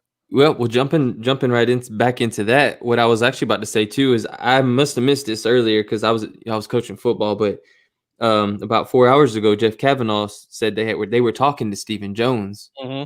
You seen that? And he said he wouldn't address Earl Thomas or ET directly. So Jeff said he wouldn't address it directly. So he followed it up with, well, would you be potentially interested in veteran safety help? And his answer was yes. Yes. So although they're sidestepping the Earl question, who knows? There might be a strategy behind that. They don't want teams to know they're interested in getting a bidding war or something crazy. Who knows? But that's true. They're looking at veteran safety help. So that tells you all you really need to know right there, in my opinion, about haha. I don't think they're just cut haha to roll with what we got. Right. There's someone that they're probably eyeing. Yeah. Now, I don't know if I know you've been busy today, Lambo, but the Jaguars made another move where they pretty much emptied the cupboard. They traded former 3rd round pick Ronnie Harrison for a 5th round pick to a team. And when I saw that, I was like, there's our safety right there. Yeah. Ronnie Harrison was a good safety at Alabama, and they traded him for a fifth. He's only in the second year of his rookie contract. Wow. For a fifth. For a fifth. And he started last year with 80 tackles, 2 interceptions, 2 forced fumbles.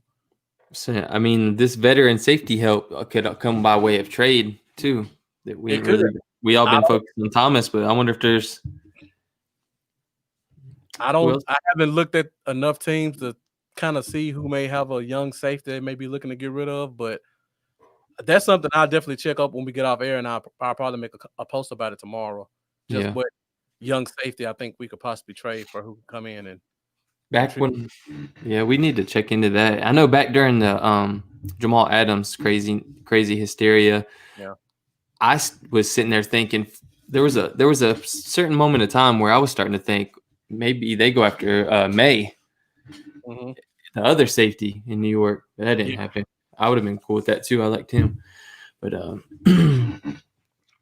we'll have to take a look into that and see what's out there. Because off the top of my head, I was gonna say Marcus May from the Jets, Marcus May, or Marcus Williams from the Saints. Yeah, I'm not big on the whole Keanu Neal thing.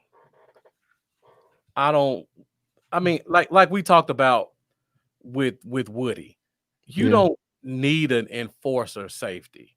You need somebody who can be versatile and can play the position well. And I feel like Keanu Neal is just a one-trick pony. What do you think about Carl Joseph? Carl Joseph is pretty much the same. I think he's better at coverage than Keanu Neal, because Keanu Neal is at the point where he just launches himself at people and gets hurt. But I think Carl Joseph could play a little free if you needed him to. So that'd be another one I look at. Yeah, I'll consider it. Yeah. So we got 53-man roster cuts. We just had a big cut today. If you had to choose one player that you think would be the next, we didn't see this coming, got to get cut from Dallas, who do you think it would be? The next, I didn't see this coming cut? Yeah.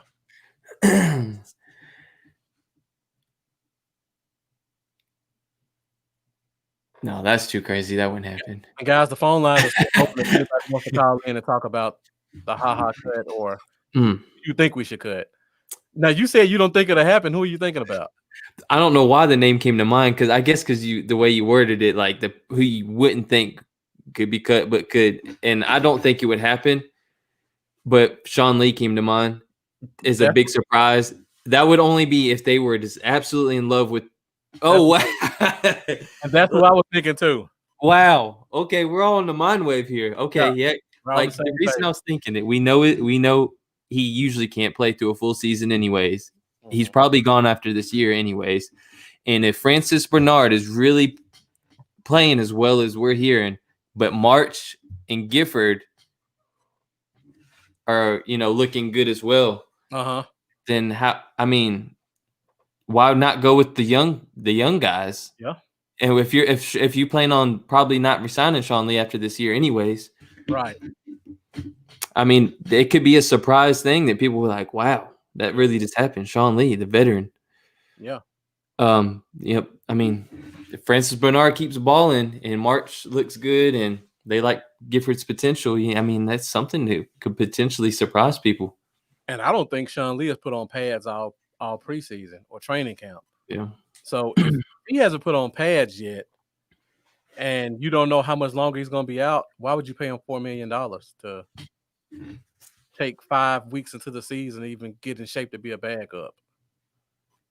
But yeah, that was kind of the same thing I was thinking as well. That's crazy. How do you? I'm kind of upset. We play Seattle early in the season. Yeah, we three, I think. And the news came out. They signed Josh Gordon to a 1-year deal. I'm like, you couldn't have not did that. I mean, I don't want them having any more talent than they got. It's already gonna be a tough game.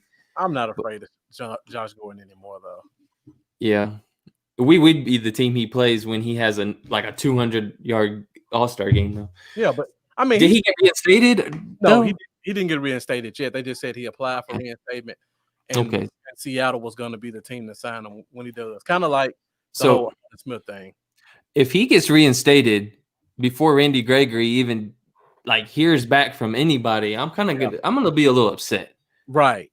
Because Randy's been like having to tweet people, call people out. I mean, he's not getting nobody's talking to him, it seems like, at least from what we know or we're hearing or seeing. Like, why is nobody helping Randy Gregory? So I don't know, man. It would just seem like such a Goodell-ish thing for all of a sudden, like 2 days, we hear about Gordon being reinstated, and we're still sitting here, Gregory, like, okay. Yep. Now, glad you brought up Gregory, because I was gonna make a point that actually the fact that he didn't get reinstated during training camp is actually a good thing for him. And let me just say this. I gave you all the scenario before about the coaches loving Bradley and I, and this is the guy they chose, and they got to see him in camp. And if Gregory came in, they probably wouldn't risk losing the guy they like. How this works in Gregory's favor is now we can compare apples to apples.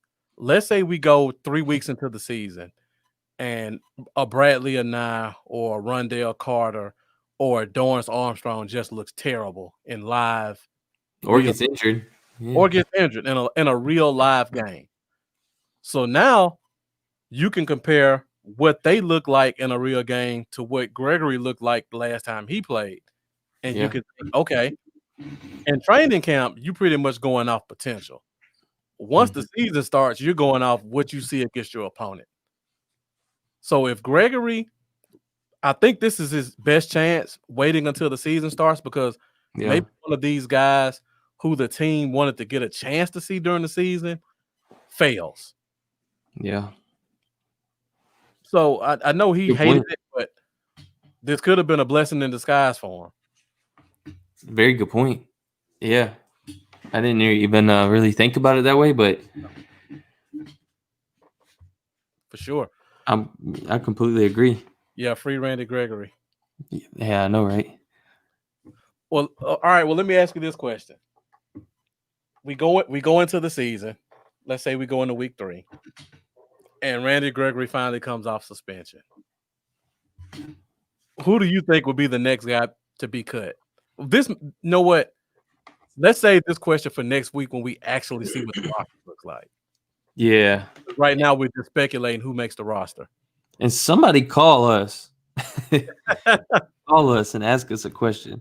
Yeah, we're only going to be online maybe another 10. I got to get my Twitter live up. Yeah, we're only going to be on another 10 or 15 minutes. So if anybody wants to ask a question or talk about anything, let us know in the comments. There have been a lot of cuts made so far. You don't have to tell us your surprise cut, but you can tell us a guy that you really like that you think is going to get cut. You know, this offseason has been so crazy. I haven't had the chance to look at other teams' rosters to see who they may cut. Normally, I'm really on top of that. But yeah, that's what I was looking for now. Have you had a chance to look at a team to see, is there a defensive end they may cut that we may like, or a safety that a team may cut? Anybody come to mind? Okay. Not right off. Is Rashad Jones still with Miami? I believe so. Okay. I believe so. I could see him being a cut candidate just because of his contract. Yeah. They got a lot of talent in the secondary right now too in Miami. It's about the only position group they got a ton of talent in. Yeah, you're right. 12 hours ago, Amari Cooper dealing with injury, working on cords with trainer. Yeah, thanks, Bobby. If you're talking about the Randy Gregory question, we will follow that up next week. And speaking of next week, for the people who are still here with us, next week we're going to a new time because the first game is on Thursday. So we're going to move our show to Wednesday at 8 p.m. Central Time. Did we say 8 or 8:30? We didn't. I think we might have said 8:30, but I don't know. It's up to you. I can do either. Okay. 8 or 8:30. But yeah, definitely be Wednesday. I'll start next week. We'll start doing Wednesday instead of Thursday, so we don't run into any Thursday night football issues. I may have to do 8:15, so we'll just start doing 8:15 because I Yeah. do stuff with the church on Wednesday nights, and sometimes it may run late. And Yeah. we use this StreamYard to stream it. Now, while we're still on here too, did you see David Hellman's tweet earlier and dealing with talking about tight ends and fullbacks? And if so, does it hurt your feelings a little bit with the fact that we are kind of wanting Sawo to make the roster? Because if you didn't see it, it says, or for anyone that didn't see it, David Hellman said, if I had any doubts that Cowboys are going to ask their tight ends to fill the fullback role, talking to Dalton Schultz has me fully convinced. He just gave us a pretty damn thorough breakdown of how to play the position. Yeah. So, are we going to roll? Are we going to go in with 2 running backs, no fullback, and let Dalton Schultz be the guy in that role? Yeah. I mean, he did that in college, so I'm not surprised. Yeah. We could see that. Yeah. And that he could a lot of H-back. be the way he stays on this team. Yeah. Now, speaking of that, there was some other tight end news that came out. And I can't remember who I saw it on Twitter, but they have been extremely unimpressed with Blake Jarwin's blocking skills. And yes, it's almost to the point where they're afraid to use him because they feel like he's going to kind of give off what they're going to do because his blocking is so bad. Oh, no. They know when he's on the field, it's going to be a pass. That's kind of concerning. That is concerning because, well, I mean, shoot, if you still got our big 3 receivers out there, does it really matter that they know that Jarwin's also on the field as the 4th option? Like, I mean, they can know he's out there to run a route all they want. You still gotta cover Lamb and Cooper and Gallup and account for all of them. And yeah, I hear you though. Blake, the Belldozer. Yeah, the Belldozer will have to do a lot of the blocking. Mm-hmm. And Schultz. Yeah, Schultz. I know the one good thing I could say about Blake Bell is he supposedly is a very good blocker. Mm-hmm. Yeah, he's a very good blocker. So we got a really good pass catcher that can't block, and then we got a really good blocker that ain't known for pass catching. Or running routes, right. Yeah, that's crazy that Blake Bell hasn't gotten 100 yards receiving in a season in 3 years. Yeah, and like I love Jarwin. I think he's going to be a great receiving tight end, but man, if he suffers any type of injury at all, we're going to be in dire need of finding a tight end like ASAP. Yeah. Real quick. So speaking of injuries, we'll go to our last topic since it doesn't seem like anybody's going to call in with us. And the last topic is talking about Amari Cooper. And there have been reports that he hasn't really been on the field lately practicing. Yeah. And people are getting concerned about his foot and if it's going to be a problem and if he's going to be available week 1. What do you think about that? Like, do you think we should be concerned about that right now? Or are you concerned about it? I really don't know. I'm like, I think they're playing it safe, but at the same time, I don't know. It's hard. It's Blake the Snake. Oh, I remember old Jake the Snake, Jake right. Plummer, Jake Roberts, and you thought the quarterback. Yeah, Jake Plummer from the it was the Phoenix Cardinals at the time, I think. Yeah. I'm not really sure because like they've downplayed it, and saying that they're just being safe. They got all these analytics and stuff they go by that tells them when they should be playing it safe with the player and this and that, and then that's what they're doing. Yeah. But then you got people tweeting like Clarence Hill did earlier saying Amari Cooper is dealing with an injury, working on course with the trainer. Like, so it is an injury he's dealing with, or isn't it? I don't know. It's like they're beating around the bush here. It kind of scares. It's concerning for a guy you gave $100 million to. Exactly. Something I did worry about when we did give him the contract as much as I like him. which I tell you what, if we didn't make the CD Lamb pick, I'd be a lot more worried about it. Right. Yeah, I think with the guys we got and with Cedric We Wilson stepping up, Yeah. we'll be okay. Yeah, so I think that's a good thing about getting Lamb. That could have tied into the pick too. Mm-hmm.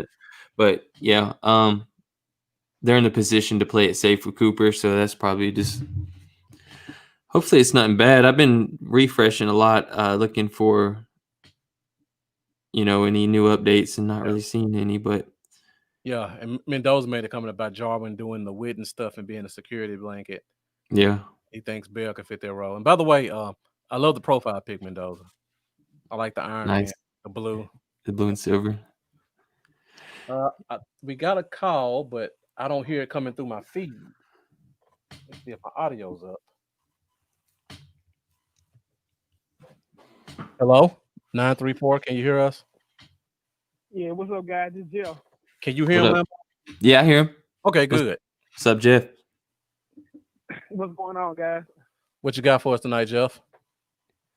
No, I was just calling. I was just put the kids to bed, so I was calling into the show to kind of chat a little bit. Okay. I missed the last thing that we were talking about. I know I caught the end of it. We were talking about Cooper. Yeah, and Cooper his limited and the status, injury. but Yeah. I don't know what was said after that. So if you can bring me up, I can kind of jump in. Oh, we were just saying, is it really an injury and should we be concerned about it going forward? That was pretty much it. Okay, so I don't know what y'all time in on it, but good and well, you shouldn't be. You could always be concerned, but I think it's just a safety precaution thing. I mean, they paid the guy $20 million, and as I told the guys in our chat today, it's practice. Right. I mean, how much practice does Cooper need, really? Yeah. Or anything is just conditioning, and like I said, they're not gonna risk $20 million for him to get hurt in practice. They'll rather use their time to let CD Lamb get some more reps, let Michael Gallup get more reps, Cedric Wilson and stuff like that. So I don't think it's serious at all. Yeah.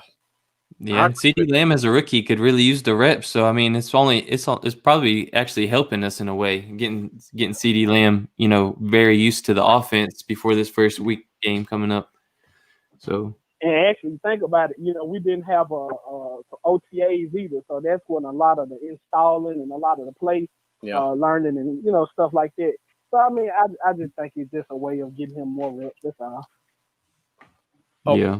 Well, I got you, Jeff. Let me ask you this question. Since we play the Rams week 1, let's say people think Cooper's not 100%. Who do you think Ramsey shadows that game? You think it's Gallup? You think he follows Lamb? Or you think he still sticks with Cooper? I think they were using one quarter to determine it. Okay.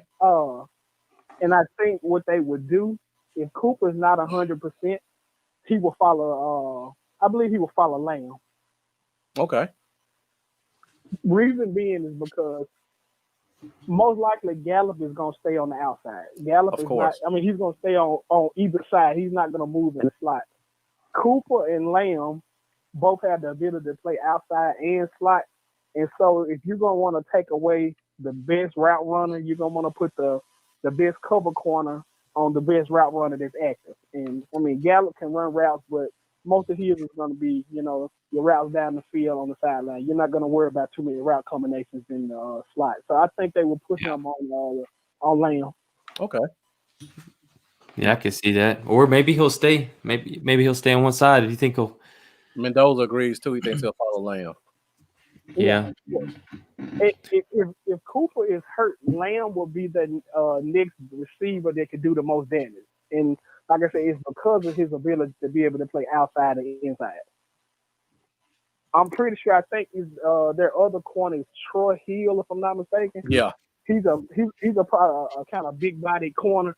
So I believe they will take their chances with just leaving him on the outside on Gallup. Mm-hmm. Not that he would shut Gallup down or anything at all, but I think they would just take their chances with a bigger corner being on the outside. Yeah. Mendoza says until he sees evidence of him being hobbled, he thinks it's just playing mind games and a ploy. And I hope that's the case. I do too. I hope they're playing with Sean McVay. I do too, because I got Cooper and Sanderson. speaking of what Mendoza brought up, that's one thing I love about what McCarthy's doing. We're seeing a lot more Belichick type stuff that everybody's kind I of was about to say that. That's a Belichick thing. being shady, and you think a guy's hurt, or they changed this rule and you immediately take advantage of it and nobody else saw it coming, where you take the names and numbers off jerseys. Stuff like that is Belichick stuff. And I like that we're doing that now. That makes me feel good. Me too. Even though we didn't get to see like nothing Yeah. with the blue-white scrimmage. We didn't get to see much of the blue-white scrimmage, but it's smart. So It's let smart. me tell you now while I got you on the phone. You were pretty upset about that scrimmage. Yeah, Jeff was watching with us live that day. During what? We were all upset about this scrimmage. Yeah, man. Like, I think Lambo and Jay took it a little more to heart though. I was so excited to this. I really wanted to see Lamb and Diggs out there so bad, and then they just would zoom in on people's face so close you couldn't see the play. Yeah, and then zoom out, and somebody burned LVE on that touchdown. I couldn't even tell who it was. I tried to slow it down. I couldn't see who it was. Mendoza said he got CD a little bit later in the draft just in case. Oh, while I got you both here, Jeff and Lambo, another question. We talked about surprise cut, and we all agreed it'd probably be Sean Lee. Who's a guy that you think would make the roster that would be a surprise? Is there a certain player that you would think of that we've all kind of canceled out because the position is too deep, or we just didn't think highly of him? Give me Sean McKeon. Okay. Tight end. So with Sean McKeon, I know you're still thinking about it, Jeff. Would you keep four tight ends, or would he replace a Bell or a Schultz? I think I could see them keeping I could see Sean McKeon making the team and them rolling 4 tight ends and no fullback, 2 running backs. Okay. Possibly. Okay. And like Schultz being that, that kind of H-back type deal. But you got maybe. one yourself, or you want me to go?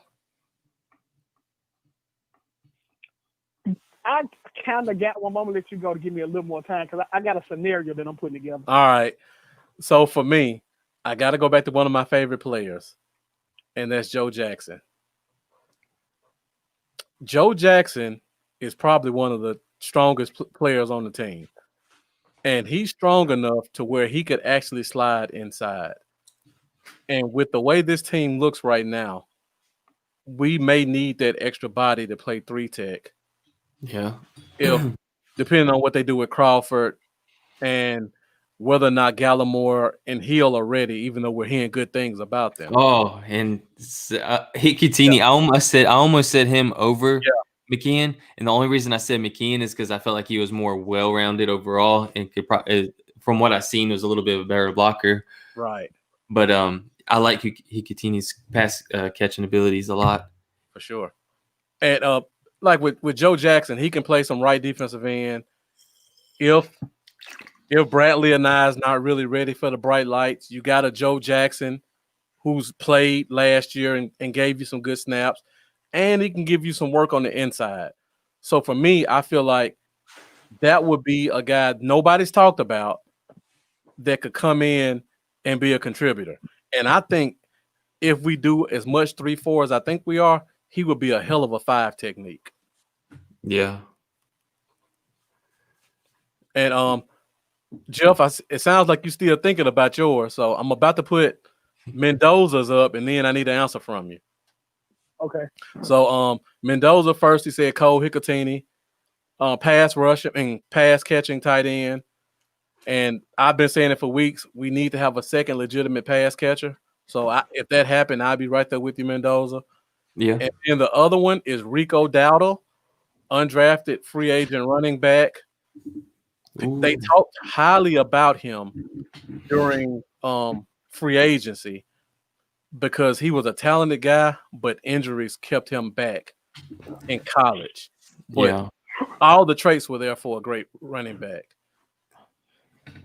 And as much as we love Sawo and we We like the jet. Rico Dowdle is right there with them, so Yeah. he does have just as good a chance as anybody because we haven't really heard anything about third running back. Yeah, not at all. Yeah. And this is completely off topic. you said Tristan Hill's name, Yeah. and the whole last like 2 minutes I've been sitting here just thinking about Hill. Because I'm so excited about the what we're hearing about him. Like I was probably one of the biggest detractors for that guy. Like I mean, especially with Juan Thornhill playing for somebody else and not us. Right. I mean, I've been talking badly of Hill for a while, and I am ready to eat crow if he comes out and balls. And that's what I hope happens. I hope he makes me feel like stupid for everything I said. But man, wouldn't that one Thornhill pickup look great right now, though? It would look great.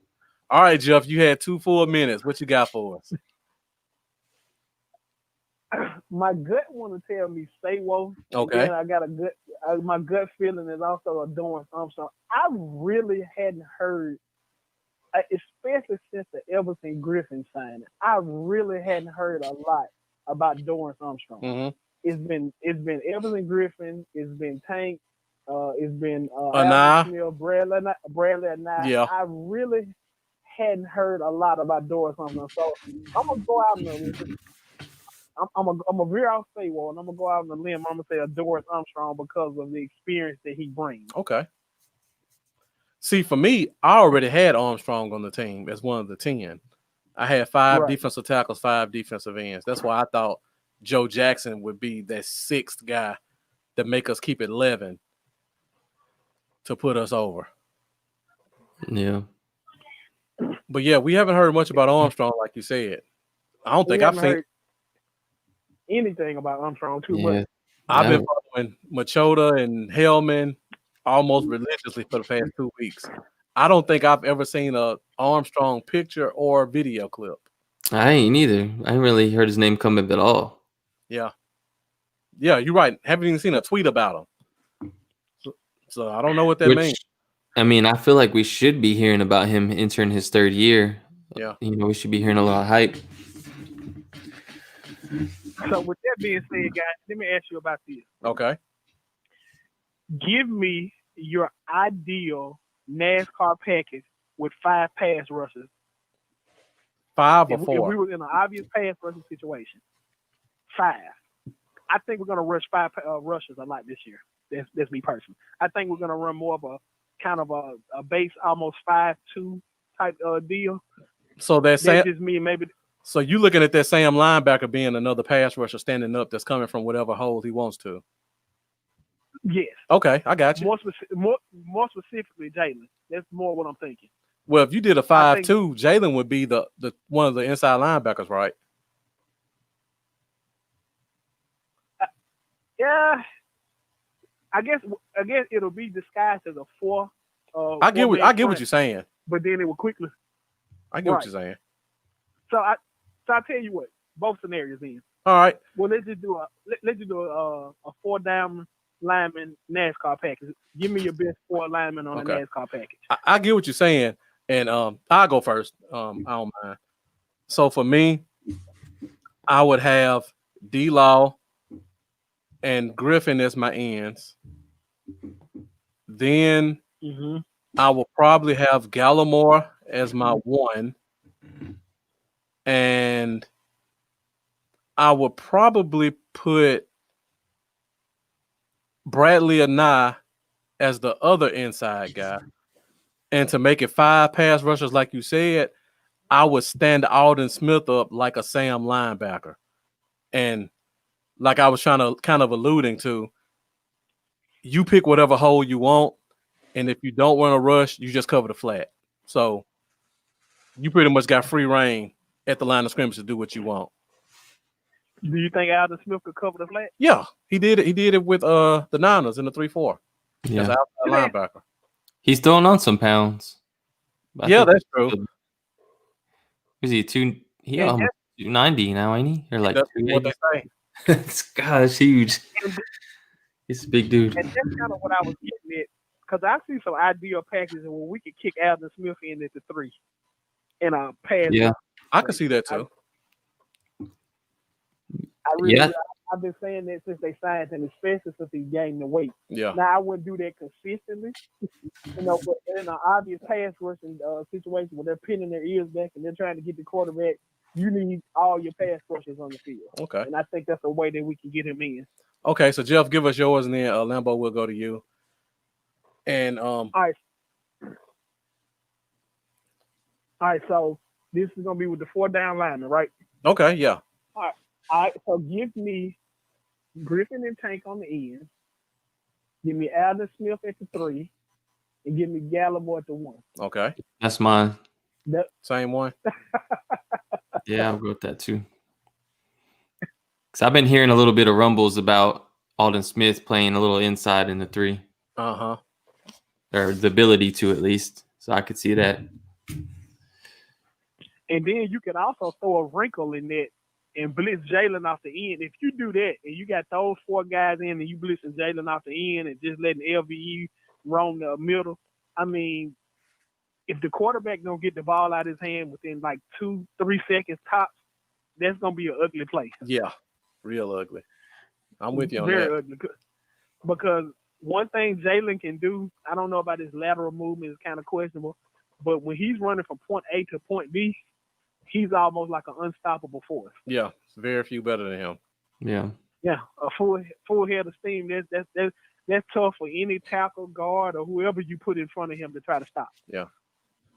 All right, well, we're coming up to 2 hours, so we're about to cut this thing short. We got one more question from Mendoza, and I'll put this for 2 people. He says thoughts on not hearing anything about Connor McGovern. I'll extend that to also Tyler Biadasz. What are your thoughts about not Lambo? I start with you. What are your thoughts about not hearing anything about those 2 guys in camp competing for those spots like we thought they would? I'm not like it is slightly concerning for McGovern because I really thought that he would push for a starting job, but obviously we haven't really heard much from him, so it don't appear that's going to happen. But as far as Biadasz, that don't just really concern me as much because I feel like we knew it was going to be Looney from the start. I feel like Biadasz is just in the process of still just learning the game and everything. I think it's going to take him a little bit before he kind of is ready to roll. But I'm not really worried about Biadasz. I think, with everything being shortened right now and no preseason and things like that, he's just in the learning stages, man. And he's going to, I think, he'll be all right. But McGovern, I would like to hear something from McGovern right now. Okay, Jeff, what about you? Thoughts on not hearing about McGovern or Biadasz? I'm kind of with Lambo on the Biadasz thing. Unless you're a first-round pick, maybe second-round pick, I don't really get too bent out of shape about rookies and stuff like that because you got to think about it. It's going to be an adjustment to the game. The defense, D-tackles and stuff are a lot bigger, a lot stronger, a lot more powerful than they were in college. So I just use this year as just, if he has to play, I hope he's ready, but I really use this year as, getting his body right, getting his mind adjusted to the speed of the game, getting more strength. And we all know that he's the future. So I'm not really concerned with him not challenging Looney for the starting spot. McGovern, I don't know. I would like to hear more about his health. Now, if he's 100% healthy and he's not really making a push, that kind of gives me some concern. But if he showed enough promise that if Connor Williams went down, that he could step in and be a effective backup, then I'm not really that concerned. Okay. Bobby McClain makes a good point too. Coaches keeping everyone low key. I wouldn't doubt that with the way McCarthy's been changing things up. Armstrong, for all we know, could be dominating and they ain't putting nothing out. Yeah. Things like that. Random people, they're kind of keeping things low key, maybe. That's a good point, Bobby. Thank you. Trying not to let the Rams know who's standing out, who's doing well, who to look out for. Yeah. And for me, I'm kind of with both you guys. To be honest, I'm shocked Connor Williams came back this fast because I was saying this. He thought he was on pup list. I thought he was going to be on the pup list because he had surgery 7 months ago. So for the fact that he's back already and claimed his spot, to me, that's a good sign because that means he has to be doing some work to come in and impress a new offensive line coach to keep him in that spot. Because I think we all thought McGovern was going to get that spot and just run with it. Yeah, I did. So, yeah, for sure. Well, if they're being secretive, I hope they're being secretive about getting him some work in at tackle too, because I don't know. Outside of Lael and Tyron, I'm kind of iffy on our tackle. I'm scared of what we got behind them. Like, I'm terrified. I am too. It didn't sound like they gave him work though, Jeff, because even when Cam Irvin and Brandon Knight were both out, they were still playing undrafted rookie free agents at tackle. They never put Connor Williams outside. So that's really, they must really just like him at how he looks at guard, and they don't even want to try to make that transition for him. I just want to have the versatility. Yeah.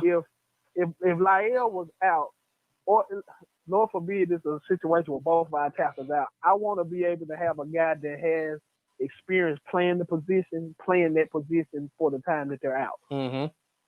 And I know he played left and right tackle in college, didn't he? No, he only played left. Right. He only played left in college. He played left. Yeah. I think for his size, he would be better at right in the NFL, but that's just my opinion. I agree.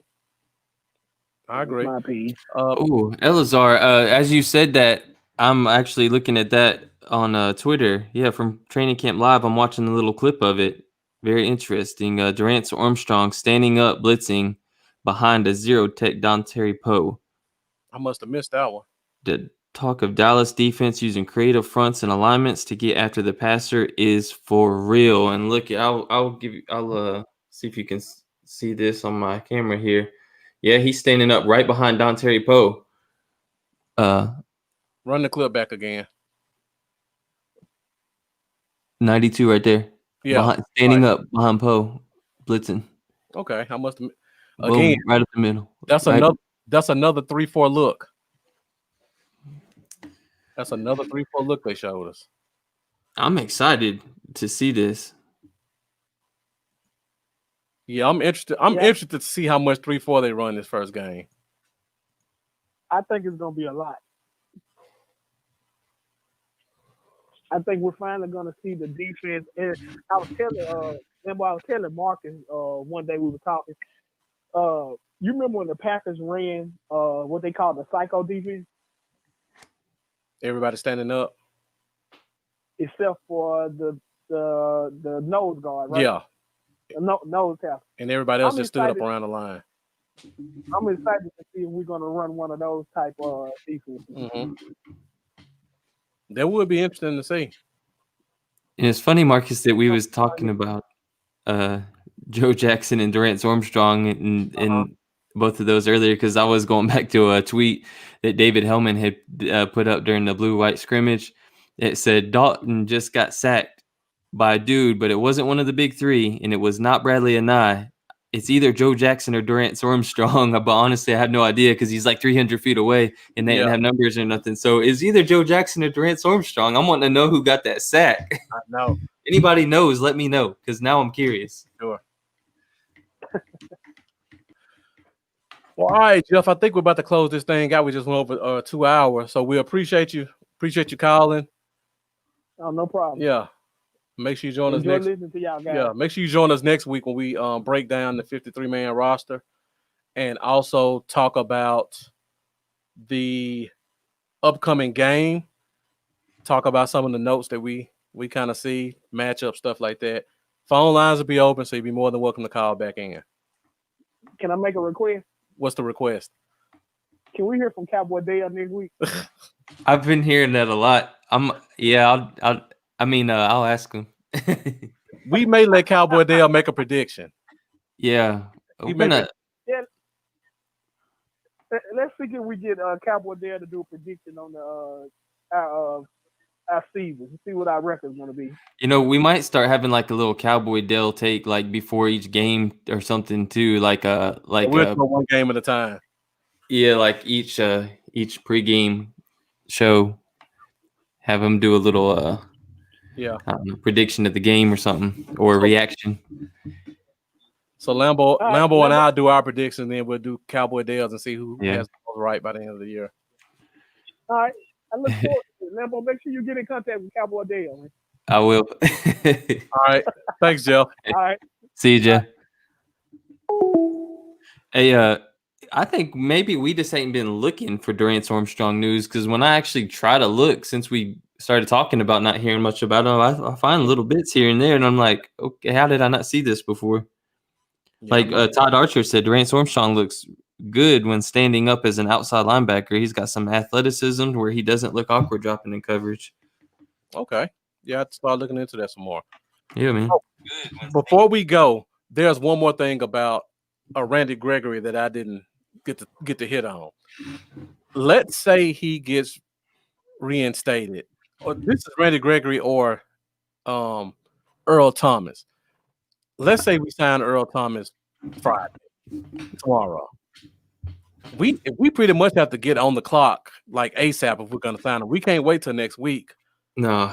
It's going to take 4 days for him to clear COVID to even come in the locker room. So if we don't sign him if we wait till Monday to sign him, it may be Saturday before he can even come in the locker room. So that makes me think maybe the Cowboys try to tough through week 1 so that they don't have to give him a guaranteed contract. Maybe. If they don't sign him by tomorrow, there's pretty much no point in signing him for this week. That's a good point that I didn't really think of. Yeah. Bobby, again, thank you, man. We appreciate your support. Thanks, Bobby. That's how Bobby does it. For sure. That's a good point. Man, I don't like that idea. Yeah. I mean, if Thompson's really doing as good as they're saying he's doing, that he's better than Haha, then that makes me think that it's still an upgrade, though, over what we had last year when Heath was on the field most of the time. And if Woods is healthy, I guess, shouldn't be too much of a drop off, I suppose. But I just wish we could sure it up before week 1, really. I agree. I see you got the shark poster back there. Yeah. Did you frame it? Yeah, I put it in a poster frame. I need to figure out what size I got a 16 by 20 poster frame. Okay. It doesn't fill it up all the way, but it fills it up enough. Yeah. Yeah. All right. I have to get mine put up. Went to Walmart, got a $3 16 by 20 poster frame. So for those that didn't know where that picture came from, go back and find our episode with the shark Kenny Gant. Yeah. Actually, he might do that off camera. I can't remember. Yeah, I don't know either. And thanks, Jeff. We appreciate you calling in as well. So we're about to close this thing out. Lambo, it looks like we got a lot to talk about next week. Yeah. We finally get back to football talk, which I'm so happy about. That's when things get fun, because that's when that's when I really start to like talking Cowboys. When we actually got game material and things like that to talk about, and opponents and all this stuff going on. That's when it really kicks in for me. I can't wait. Mendoza, Jeff, Bobby, thank you guys for rocking with us the whole time. Thanks, guys. Yeah, definitely. Hope you guys come back with us next week. We've been going at it, getting some good content as much as we can, but now we get into real football and we take this thing up another level on the Cowboys Zone. And we hope you guys continue to join us as we do that. So before we go, Lambo, hit them with that social. Let them know where they can find you at. Y'all can find me on Facebook /Cowboys Y'all, Twitter /Cowboys Y'all, Instagram /Cowboys Y'all 88. YouTube and Patreon are also Cowboys Y'all. And please come hit up all my pages, guys, and say what's up. All right. And you can find me on Facebook, Instagram, Twitter, Bluff City Cowboys. It's still Bluff Cowboys on Twitter. But if you type in Bluff City Cowboys, I'm sure I'll pop up as well. Help me get to 100 subscribers on YouTube so that I can change my YouTube name. Yeah. I'm at 50 right now, so I'm halfway there. Make sure you guys share this. Ask your friends. Help me get to 100 subscribers before next week. Again, next week we're moving to Wednesday night at 8:15. Different Central Time. Different day and time. Same great Cowboys content. So until next week, I'm Marcus, and this is Lambo. And thank you for joining us for another episode of the Cowboy Zone. We'll see y'all next week. See you guys next week.